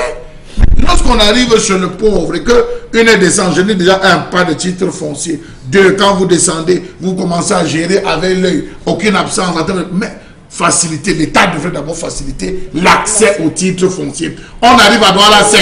On dit dans les documents que nous avons à la conservation, au niveau des documents, nous avons 12 000 titres fonciers répartis dans les lots numéro tant. Ici, c'est monsieur Tessa nous fait, au niveau des impôts, calcule tout fait, un montant de temps. Descendez maintenant sur le terrain, parce que c'est là, mais il n'y a pas de titre foncier. Les gens fonciers avaient les promesses de vente. Merci beaucoup. Ne payez plus les impôts tout simplement pour éviter d'engraisser les pilleurs du régime. Comme ça, ils vont maigrir aussi. Sauf qu'on ne toque pas à la porte des bobos. Quand ces gars arrivent sur le terrain, on dit ça c'est la maison de tel député, il marche droit, il traverse. C'est la pauvre maman qui a une maison qui veut tomber, puis qu'on va arrêter. Est-ce que c'est normal ça? Mais la maison d'un colonel, d'un commissaire, d'un magistrat, vous faites comment?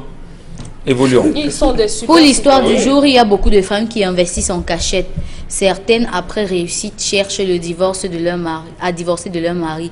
D'autres construisent des maisons en cachette. Cette femme n'est pas une bonne épouse. Barthélémy Doulin. Même si Charles Lamel nous a fait sur ce plateau que le problème, c'est le problème du lit. Et on fait non, on n'a pas. Il y a des femmes qui, comme dit le téléspectateur, il y en a qui font comme ça.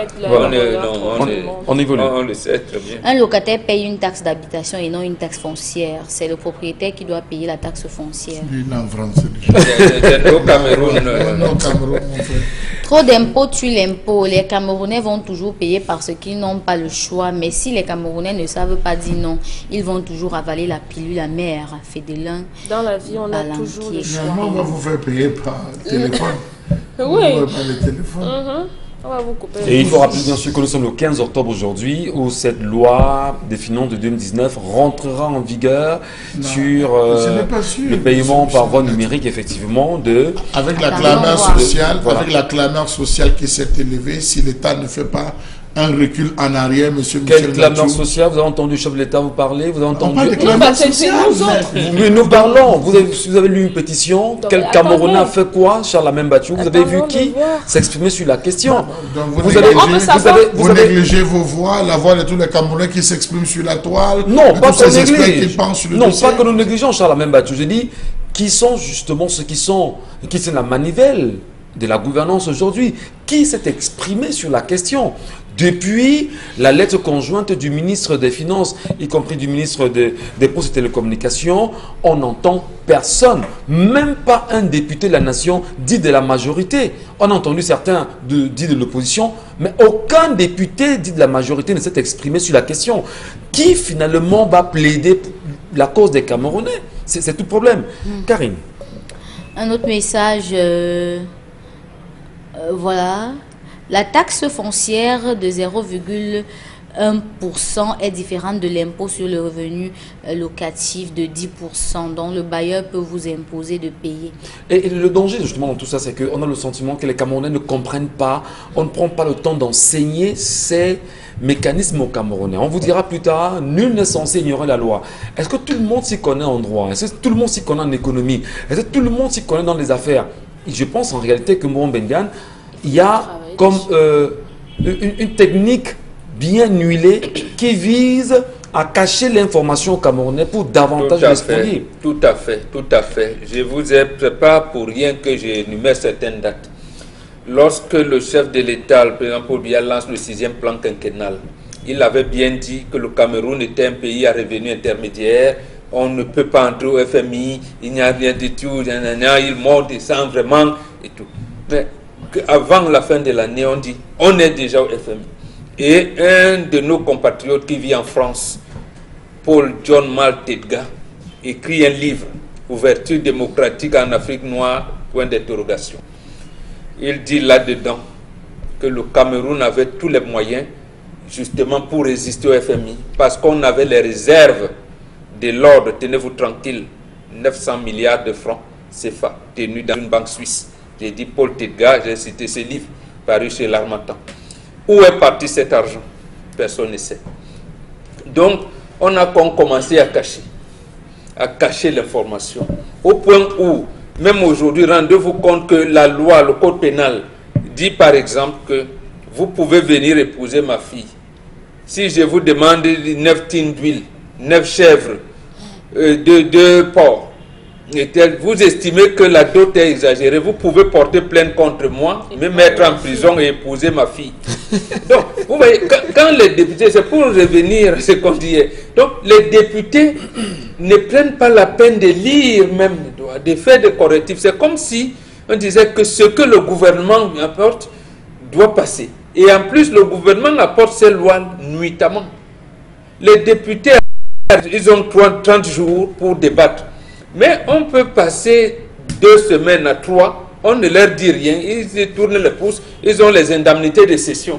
Et on les appelle à 20h30 à l'Assemblée, on leur donne la loi et qu'ils doivent voter, ils doivent, comment je veux dire ça, lire la loi, valider, faire l'étude, voilà, oui. Par la commission par exemple des finances et tout, ou la commission de la production, ça dépend de quelle commission réception de la loi, ils discutent en commission, viennent en plénière, d'études, on adopte. C'est terminé. Il dit adopted. Et le premier ministre vient, il clôture, on dit adopted. Et les mêmes députés sont surpris aujourd'hui que non, mais en fait, qu'est-ce qu'on a même voté là? Qu'est-ce qu'on a même? Voilà la situation dans laquelle on a mis. Donc, on nous met dans des sacs comme je ne sais pas, des escargots, on attache et on nous promène. Allez, madame, monsieur, merci à vous. Dans un instant, la revue des réseaux sociaux. Qu'est-ce qui a fait le buzz? C'est 24 heures sur la toile. Quelques sujets, Karine. Oui, 81 Camerounais ont été rapatriés des États-Unis hier. Ils sont arrivés au Cameroun aux environs de 14h30. Ces derniers étaient en situation irrégulière aux États-Unis, arrivés clandestinement dans le pays de Donald Trump, passant par le Guatemala et le Mexique. Ces derniers n'avaient pas encore mis du temps dans ce pays-là, mais ils ont été finalement rapatriés par un avion spécial qui a été affrété pour eux directement.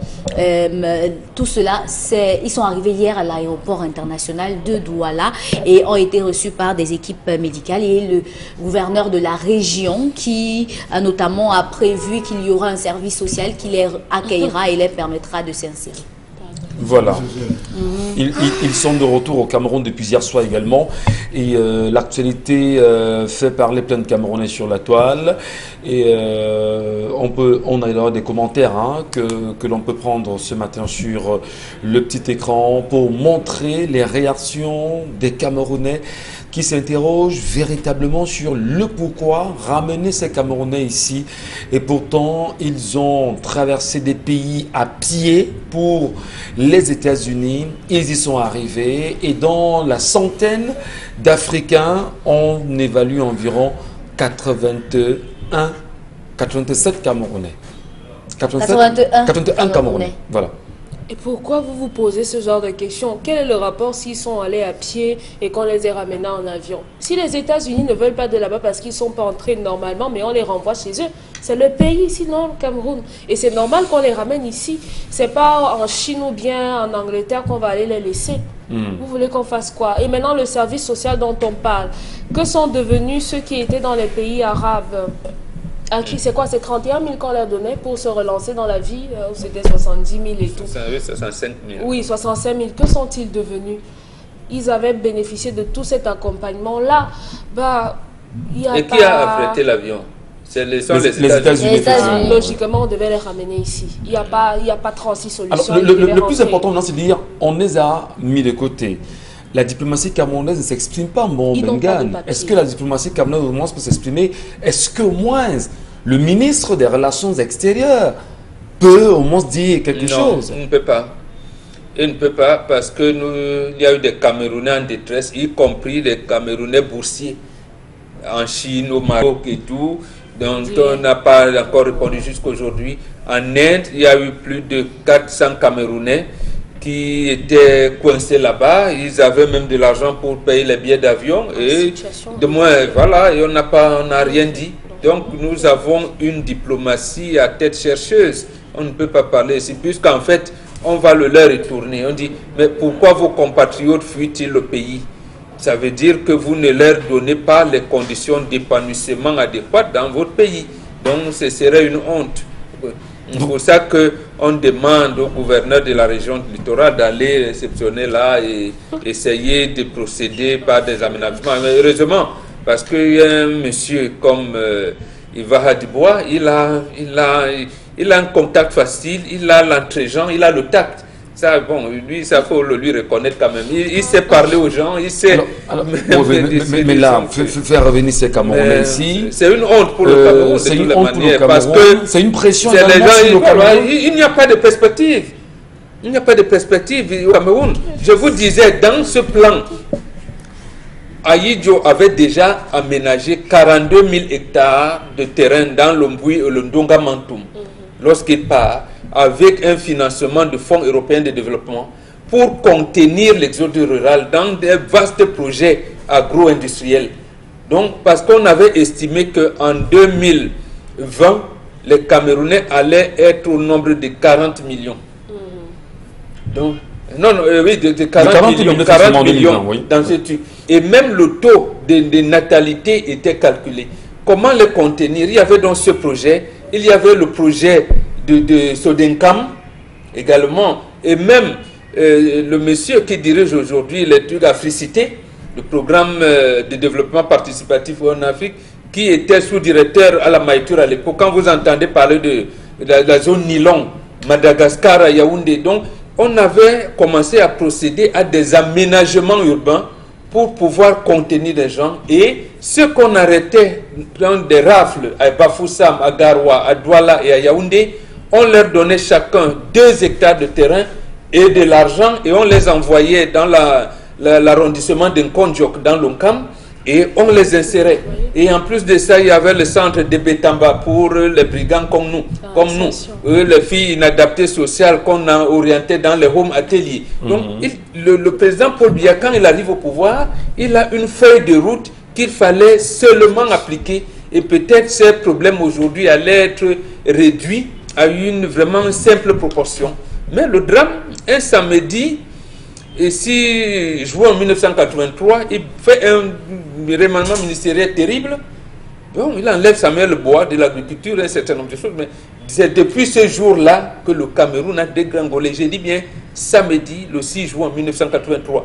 C'est là où le Cameroun a pris cette suite jusqu'à aujourd'hui. Et c'est les Camerounais qui retournent chez eux, Charles Amen Bachou. C'est les Camerounais qui aujourd'hui reviennent à l'étape, on va dire, de départ, qui rentrent dans leur misère habituelle après avoir vécu des années dans une misère de route pour pouvoir atteindre les États-Unis.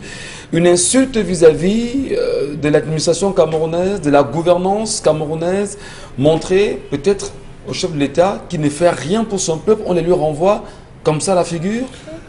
Monsieur Michel Ngachou, vous savez, là maintenant c'est des virus.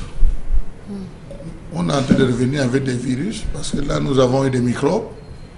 Contenir les microbes sont en train d'être difficiles, monsieur Michel Ngachou. Voilà des virus parce que je dis ça, je ne parle pas, c'est pas une injure, mais je veux que les gens comprennent que quelqu'un qui se rend compte que c'est difficile, là où je suis c'est difficile, je vis l'enfer, je veux m'évader, qui réussit à s'évader, mais qu'on ramène dans la cellule, monsieur Michel Ngachou, tout ce qu'il aura, les obstacles qu'il aura affrontés, il va les retransformer en un avantage. Soit il va se remettre sur la ligne du départ pour repartir, soit il va se remettre sur la ligne du départ pour nuire, monsieur Michel Ngachou. Se remettre pour repartir parce qu'il connaît la route. Voilà, parce qu'il connaît la route. Nuire.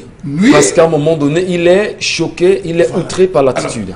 J'ai eu l'occasion de côtoyer ceux qu'on a rapatriés, monsieur Michel Ngachou. Les premières vagues des Camerounais qu'on a rapatriés, j'ai eu à côtoyer 5. Des 5, il y a 3 qui sont repartis. Il y a 2 qui ont essayé la moto. Ça n'a pas donné. Ils se sont essayés dans le bâtiment à travailler, ça n'a pas donné. On les a taxés de faibles, de faiblards. Il y a eu le regard du quartier, la honte qu'ils portaient. Il y a eu la famille qui les a sevrés parce que pendant qu'ils partaient, ils disent, maman, je viens d'avoir, on doit passer cette nuit. Vraiment, aide-moi, envoie-moi 300 000. Je dois passer cette nuit, il faut que je paye les passeurs. On envoie. Ces personnes, vous savez, la famille contribue à hauteur. Oh, vraiment, je manque au dormir, je n'ai même pas de quoi manger. On appelle les amis. Le regard de ces personnes, d'autres se sont versés dans ce que vous appelez le film, la fémania, et qui se retrouvent à poser des actions qu'on ne peut, il y a même 2, un peut-être de son ami qui se trouve à l'heure où je ne veux pas en cellule. Ils ont dit on préfère aller assumer et payer ainsi le Cameroun. Je crois qu'on devrait s'arrêter. Là, ça c'est les expériences. Le gouverneur a parlé des services sociaux. Les premiers qui ont été suivis par les services sociaux sont où? Savez-vous que des filles qui sont revenues du Koweït, que vous avez vu la masse de filles qui étaient revenues du Koweït, beaucoup se sont versées dans la prostitution.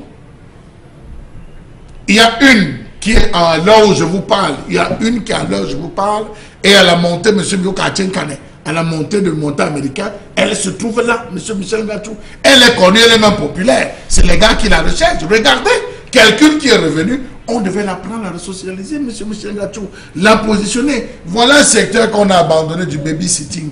On pouvait la... C'est ce qu'elles font là-bas. Pourquoi ne pas développer ce secteur? Où est passé le ministère des Affaires sociales? La promotion de la femme et de la famille. C'est ça donc le rôle de ce qu'on appelle les home ateliers.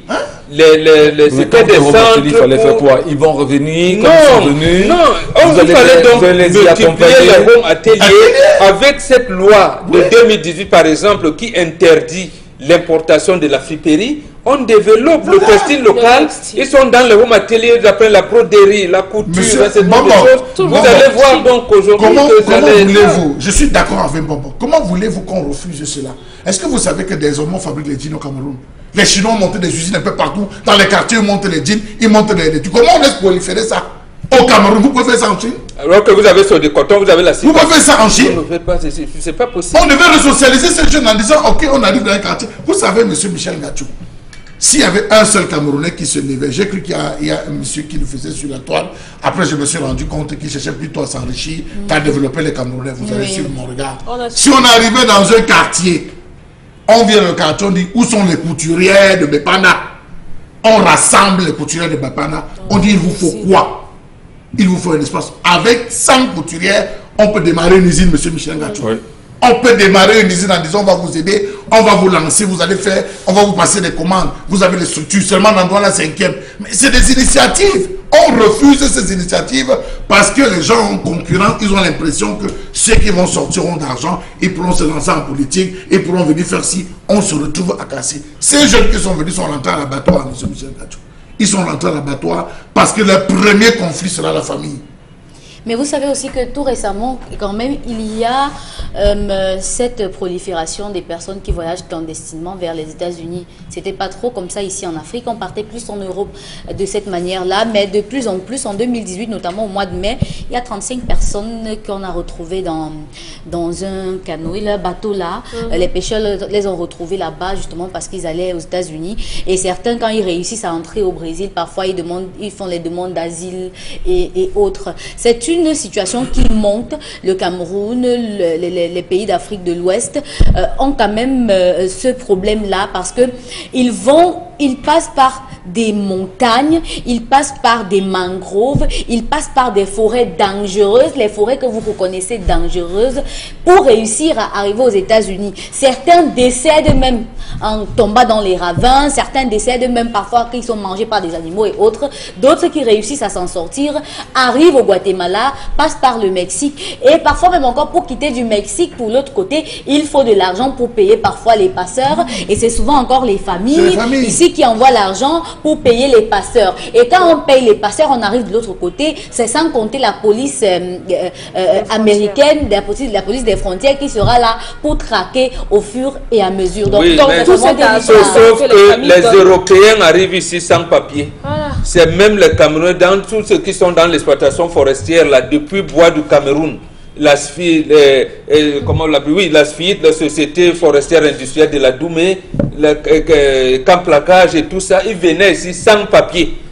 C'est même les Camerounais qui faisaient des faux papiers en leur nom en disant, oui, il a obtenu le baccalauréat en menuiserie alors que c'était faux.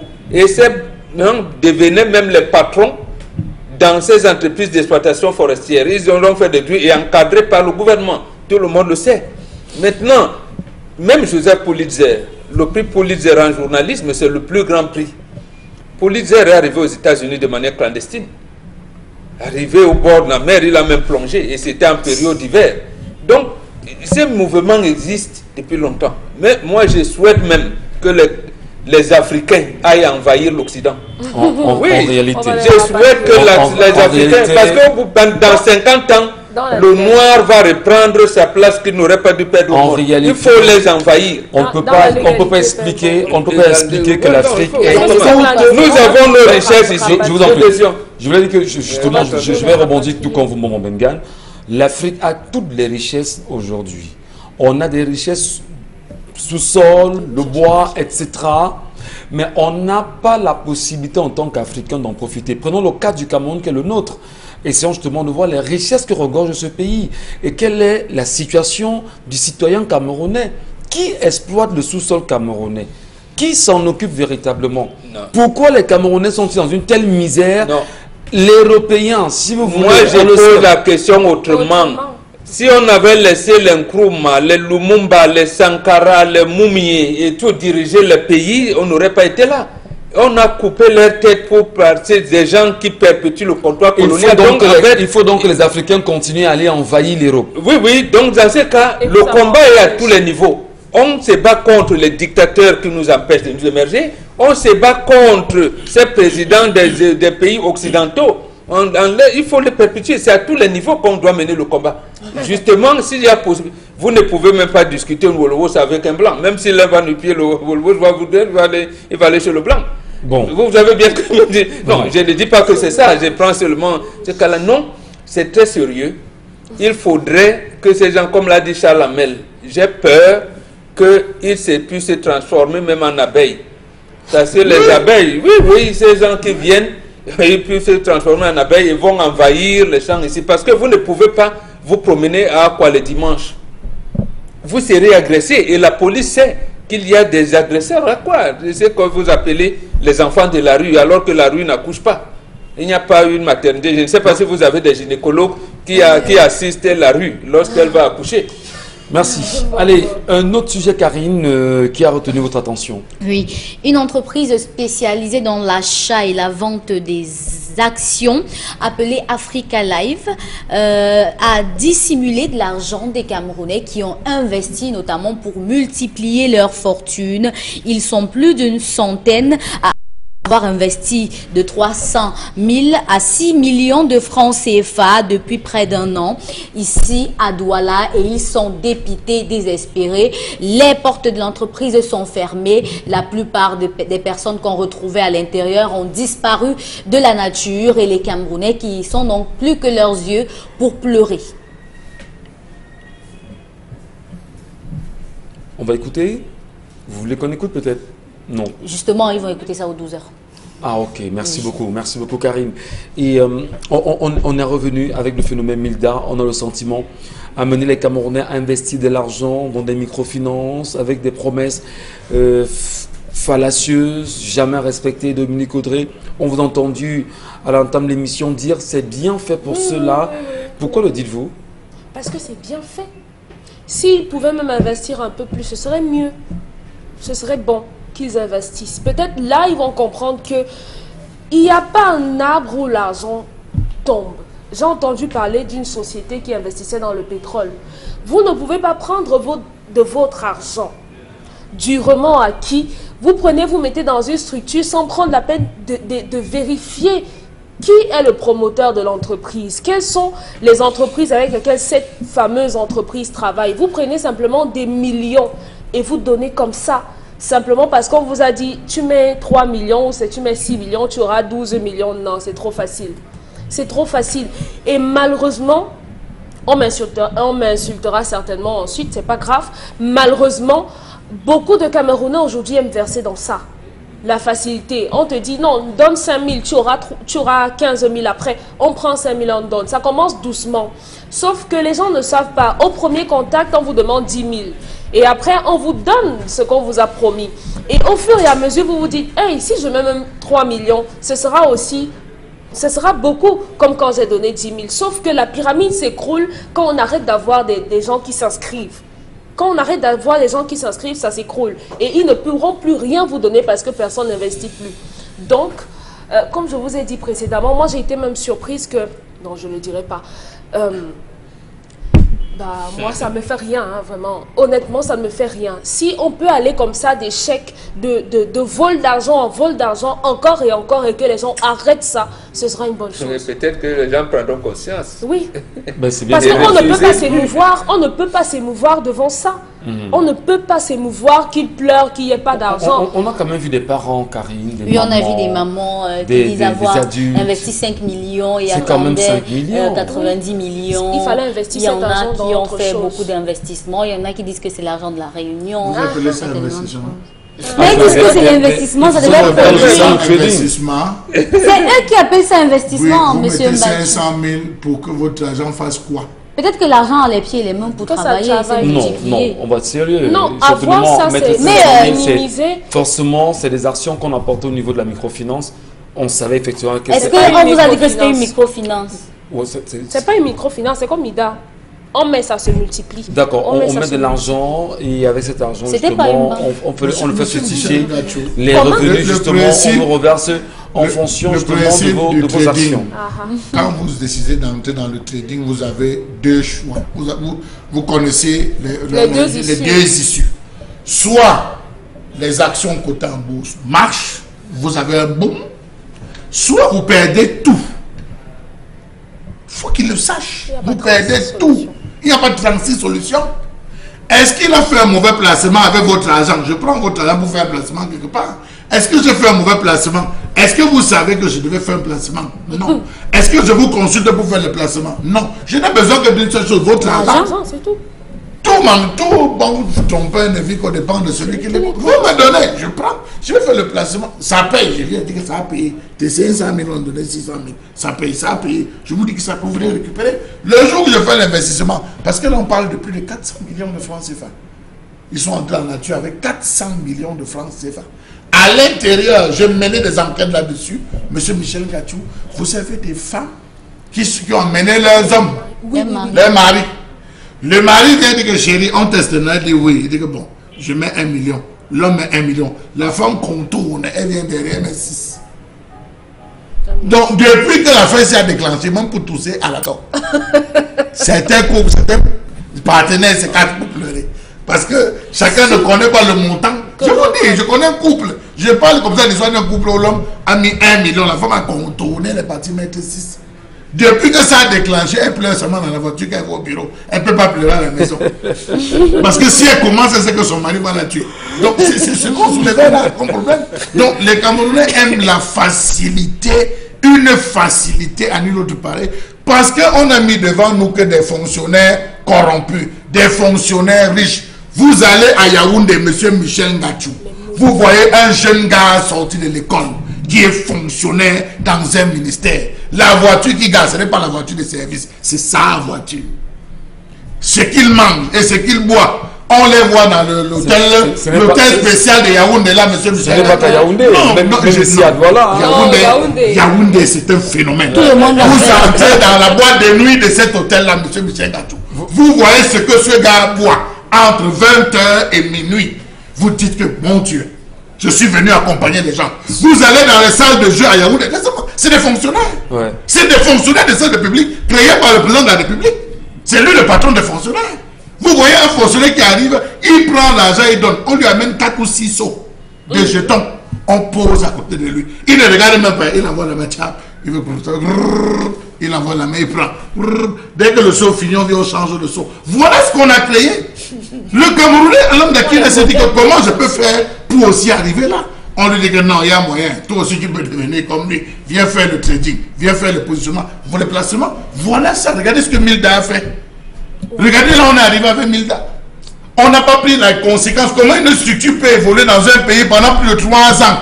Elle n'a aucun papier, elle n'est pas enregistrée, elle n'a aucun numéro de contribuable. Monsieur Michel Ngachou. Et qu'aujourd'hui, on veut nous demander, on veut taxer nos téléphones portables. Allez plus loin. À qui la faute? Allez plus loin et posez-vous une question. L'État du Cameroun qui après avoir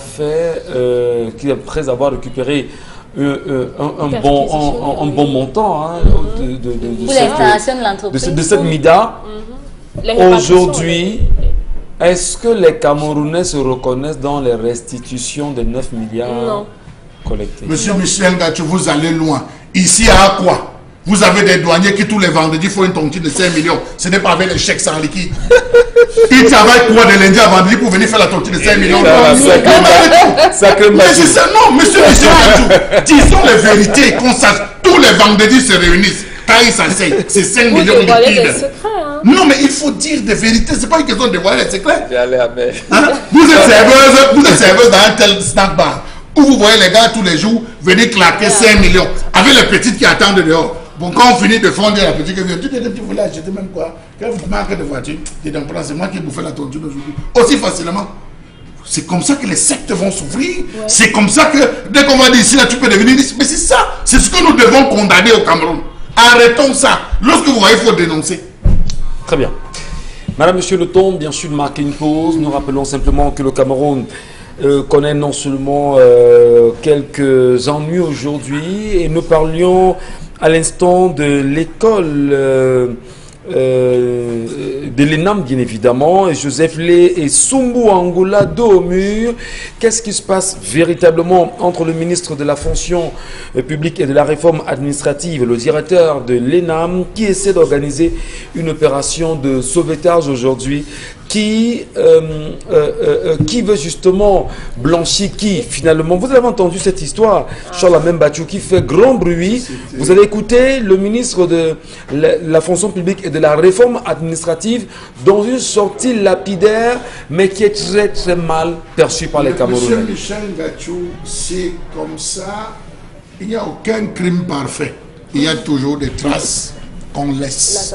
Ça s'applique à tout le monde, hein, monsieur Michel. Même à nous aussi, ça s'applique. Il n'y a aucun crime parfait.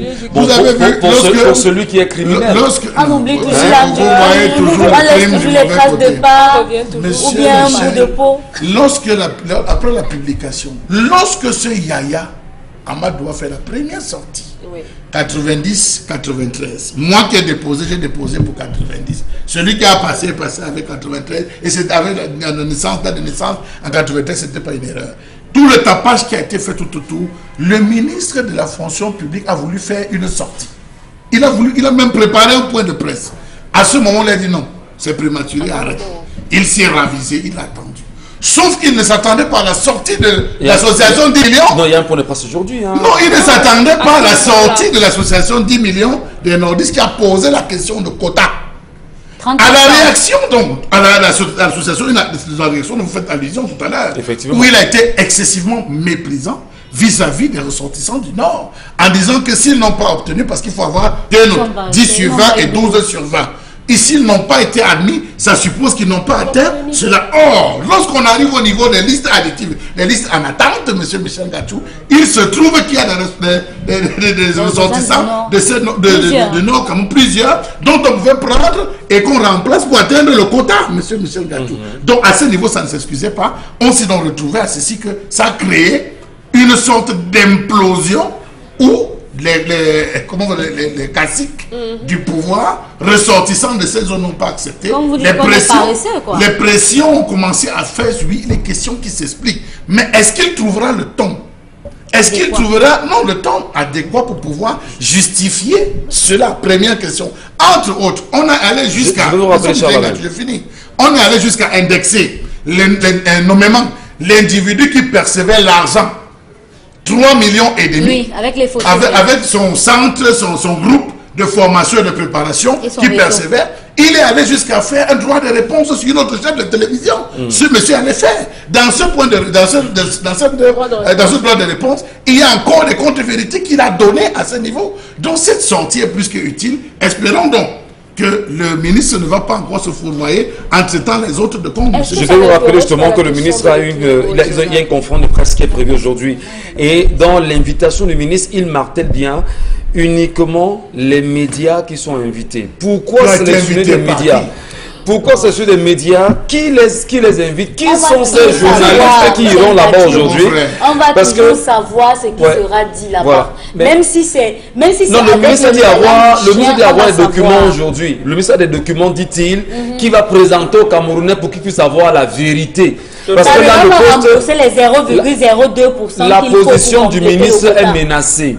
Souvenez-vous de l'ancien ministre de la fonction publique et de la réforme administrative, M. Angouin, qui est reparti sur les chapeaux de roue avec le même souci de l'ENAM. Souvenez-vous de son prédécesseur qui a été éjecté à cause des mêmes problèmes avec l'ENAM. Finalement, l'ENAM Bonbon Bengan, c'est devenu une école à problème pour le Cameroun. On a le sentiment. Non, l'ENAM a toujours été une école à problème. C'est précisément à une certaine époque, certains de mes enfants, quand il était admis au concours de l'ENAM et à l'école normale supérieure, il préférait l'école normale supérieure.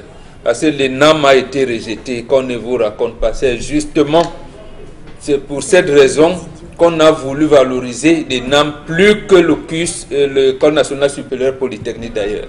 Voilà l'autre chose qu'il a annulé à ce moment. On a annulé la préparation militaire de toutes ces écoles-là. Parce qu'en fait, tous étaient des officiers de réserve. Et maintenant, je pense qu'il y a seulement quelques années qu'on a remis ça à l'ENAM pour lui donner la vigueur nécessaire. Mais l'ENAM était méprisé, parce que méprisable. Et le problème, c'est quoi? C'est que le chef de l'État, qui aime l'ENAM à Paris, qui a certaines conditions, est venu mettre dans les tests du RDPC, article 184, que tous ceux qui ont rang et prérogative de chef service d'administration centrale sont astreints à une cotisation mensuelle fixée par le comité central. Donc ça date depuis mars 1985. Donc, ils ont enlevé ça. Du coup, quand vous sortez en réalité, voilà, on commençait donc la même façon à dire. Et on avait donc fait comment des autres écoles, l'ESTIC, Polytechnique, CUS, INJS, École des travaux publics, vous n'êtes pas comment je vais dire, considéré comme fonctionnaire automatiquement à la sortie. Mais pour l'ENAM, votre matricule était garantie. Donc vous vous trouvez dans un pays où les ingénieurs chôment, les enseignants chôment, les médecins chôment, mais les administrateurs ne chôment pas. Donc comment on construit un pays sur la base de services? Donc c'est pas possible. Donc voilà la déroute, comment la déroute a été construite. Et aujourd'hui, on veut faire donc croire aux gens que c'est là l'ENAM. Doublé à cela, en juillet 92, le ministre de la fonction publique s'appelle Sali Daïrou, il dit, lui, il était oui, mais les fonctionnaires doivent faire les affaires. Voilà. Vous voyez, l'aide de l'ENAM, que ce soit régie financière, administration centrale, magistrature, vous avez la signature, vous avez le commandement. Donc voilà comment on a vu, c'est donc considéré comme supérieur à leurs collègues qui sont, aux autres, des frères qui sortent de l'École nationale supérieure polytechnique. Merci Mohamed Gane, merci à vous madame, monsieur. On va également rappeler que nous sommes le 15 octobre. Et ce 15 octobre, les Camerounais ont les yeux rivés sur les téléphones. Qu'ils aient acheté pour savoir sur les tablettes également.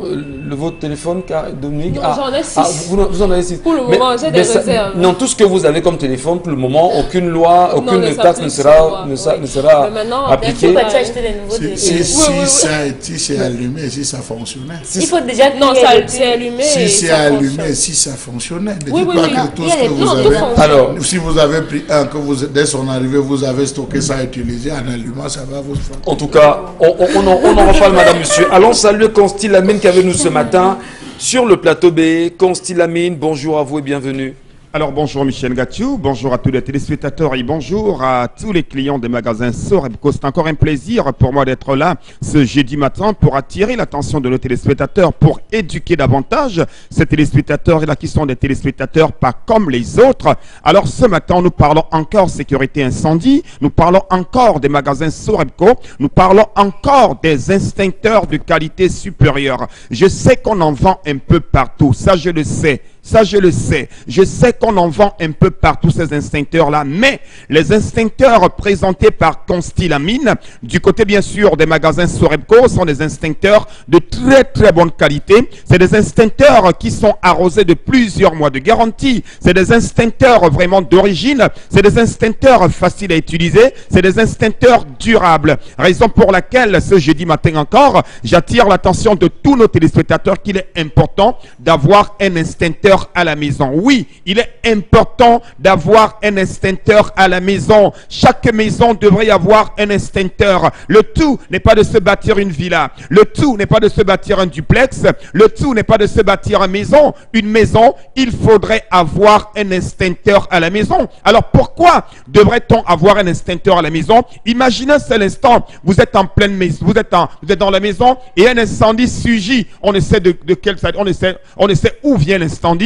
Il y a quelque chose qui devrait arrêter cet incendie à l'instant. Et cette chose-là s'appelle tout simplement l'extincteur. Oui, un extincteur et pas n'importe lequel. Celui qui est vendu dans les magasins Sorebco. Parce que ces instincteurs sont les instincteurs de qualité. C'est des instincteurs faciles à transporter. C'est des instincteurs qui luttent efficacement contre les incendies. Les instincteurs des magasins Sorebco sont également les plus bas sur le marché camerounais en ce moment. Vous ne retrouverez cela nulle part ailleurs. Tenez-vous tranquille. Vous avez l'extincteur de 4 kg, oui, un extincteur de 4 kg, un extincteur neuf, un extincteur d'origine de 4 kg, vous avez à 11 000 francs seulement. Oui, je dis bien 11 000 francs seulement, c'est le prix d'un extincteur de 4 kg. C'est un prix de promotion, ce n'est pas le prix normal. Vous l'avez donc dans les magasins Sorebco, que ce soit à Yaoundé, à Douala, à Bertois, à Kribi, à Ebolo Vabafoussam. C'est le même prix, 11 000 francs, un extincteur de 4 kg. À côté, bien sûr, de 4 kg, on parle également d'un extincteur de 5 kg, chers téléspectateurs. Suivez mon regard. 12 000 francs pour un extincteur de 5 kg. Oh là là là là là là. Est-ce qu'on doit encore demander l'extincteur aux voisins? Est-ce qu'on doit encore mendier l'extincteur? Non. Chacun devrait avoir un extincteur à la maison, un extincteur au bureau, un extincteur dans son magasin, un extincteur dans sa société, parce qu'en ce moment, Sorebco est en train de verser les extincteurs. C'est versé où? Dans les magasins Sorebco. Il dit bien c'est versé où? Dans les magasins Sorebco, un extincteur de 5 kg, vous l'avez à 12 000 francs. Du côté, bien sûr, des magasins Sorebco. Il y a également notre contenance, 6 kg. Ah ben oui, à 14 000 francs, chers téléspectateurs. Ah ben oui, il est bien 14 000 francs vous permet d'acheter un extincteur de 6 kg dans les magasins Sorebco. Mototenye Sengalemba Tatan, Wapulate extincteur Yabouam, à l'ande au magasin Sorebco. Wapulate extincteur yé moins cher. allant au magasin Sorepco. Et Banjana, instincteur, il y a Dimseweya. Instincteur, il y a Dimse incendie. Donc, mototenye sengalemba tatan. Basango na banyango, pesanangondedi, bien allant au Sorepco. N'attendez pas la fin de la promotion, n'attendez pas la fin du stock. Allez dans les magasins Sorepco et achetez un instincteur complet, un instincteur comme celui-ci. Vous l'avez à 11 000 francs dans les magasins Sorepco du Cameroun. Donc, Anyman must get instincteur force because it's Sorepco, they for sell and pop auction. Thank you plenty and see you for Sorepco. Merci Consti, merci à vous. Allez, madame, monsieur, dans un instant on se sépare. Mais avant de se séparer, bon Benga, vous avez un message important pour les Camerounais qui nous regardent aujourd'hui. Oui, absolument. C'est bien le 15 octobre aujourd'hui. Oui. Et souvenez-vous, c'est une date qu'on doit prendre dans l'histoire du Cameroun. Le 15 octobre 1960, Félix Roland Moumié est empoisonné à Genève par l'agent secret français Bechel. Moumié était accompagné par un certain Tchapchet et Moumié entre à l'hôpital le lendemain, l'hôpital cantonal de Genève, le lendemain 16 octobre, pour en mourir le 3 novembre. Donc, il faudrait pour le 15 novembre, en mémoire de Félix Roland Moumié, le président de l'Union des populations du Cameroun, se souvenir pour que Moumié, dont le corps a été exhumé au cimetière à Conakry, est brûlé. Or, là-bas, à Conakry, il y a un lycée Moumié. En mémoire de Félix Roland Moumié, nous devons nous redoubler d'efforts pour que justement Moumié soit fier de nous. Merci beaucoup, bon Bengan. Merci à vous, madame, monsieur, de nous avoir prêté encore un tout petit peu de votre temps pour cette journée. Retrouvons-nous demain avec la grande famille pour la même mission lorsqu'il sera 10 h. À demain.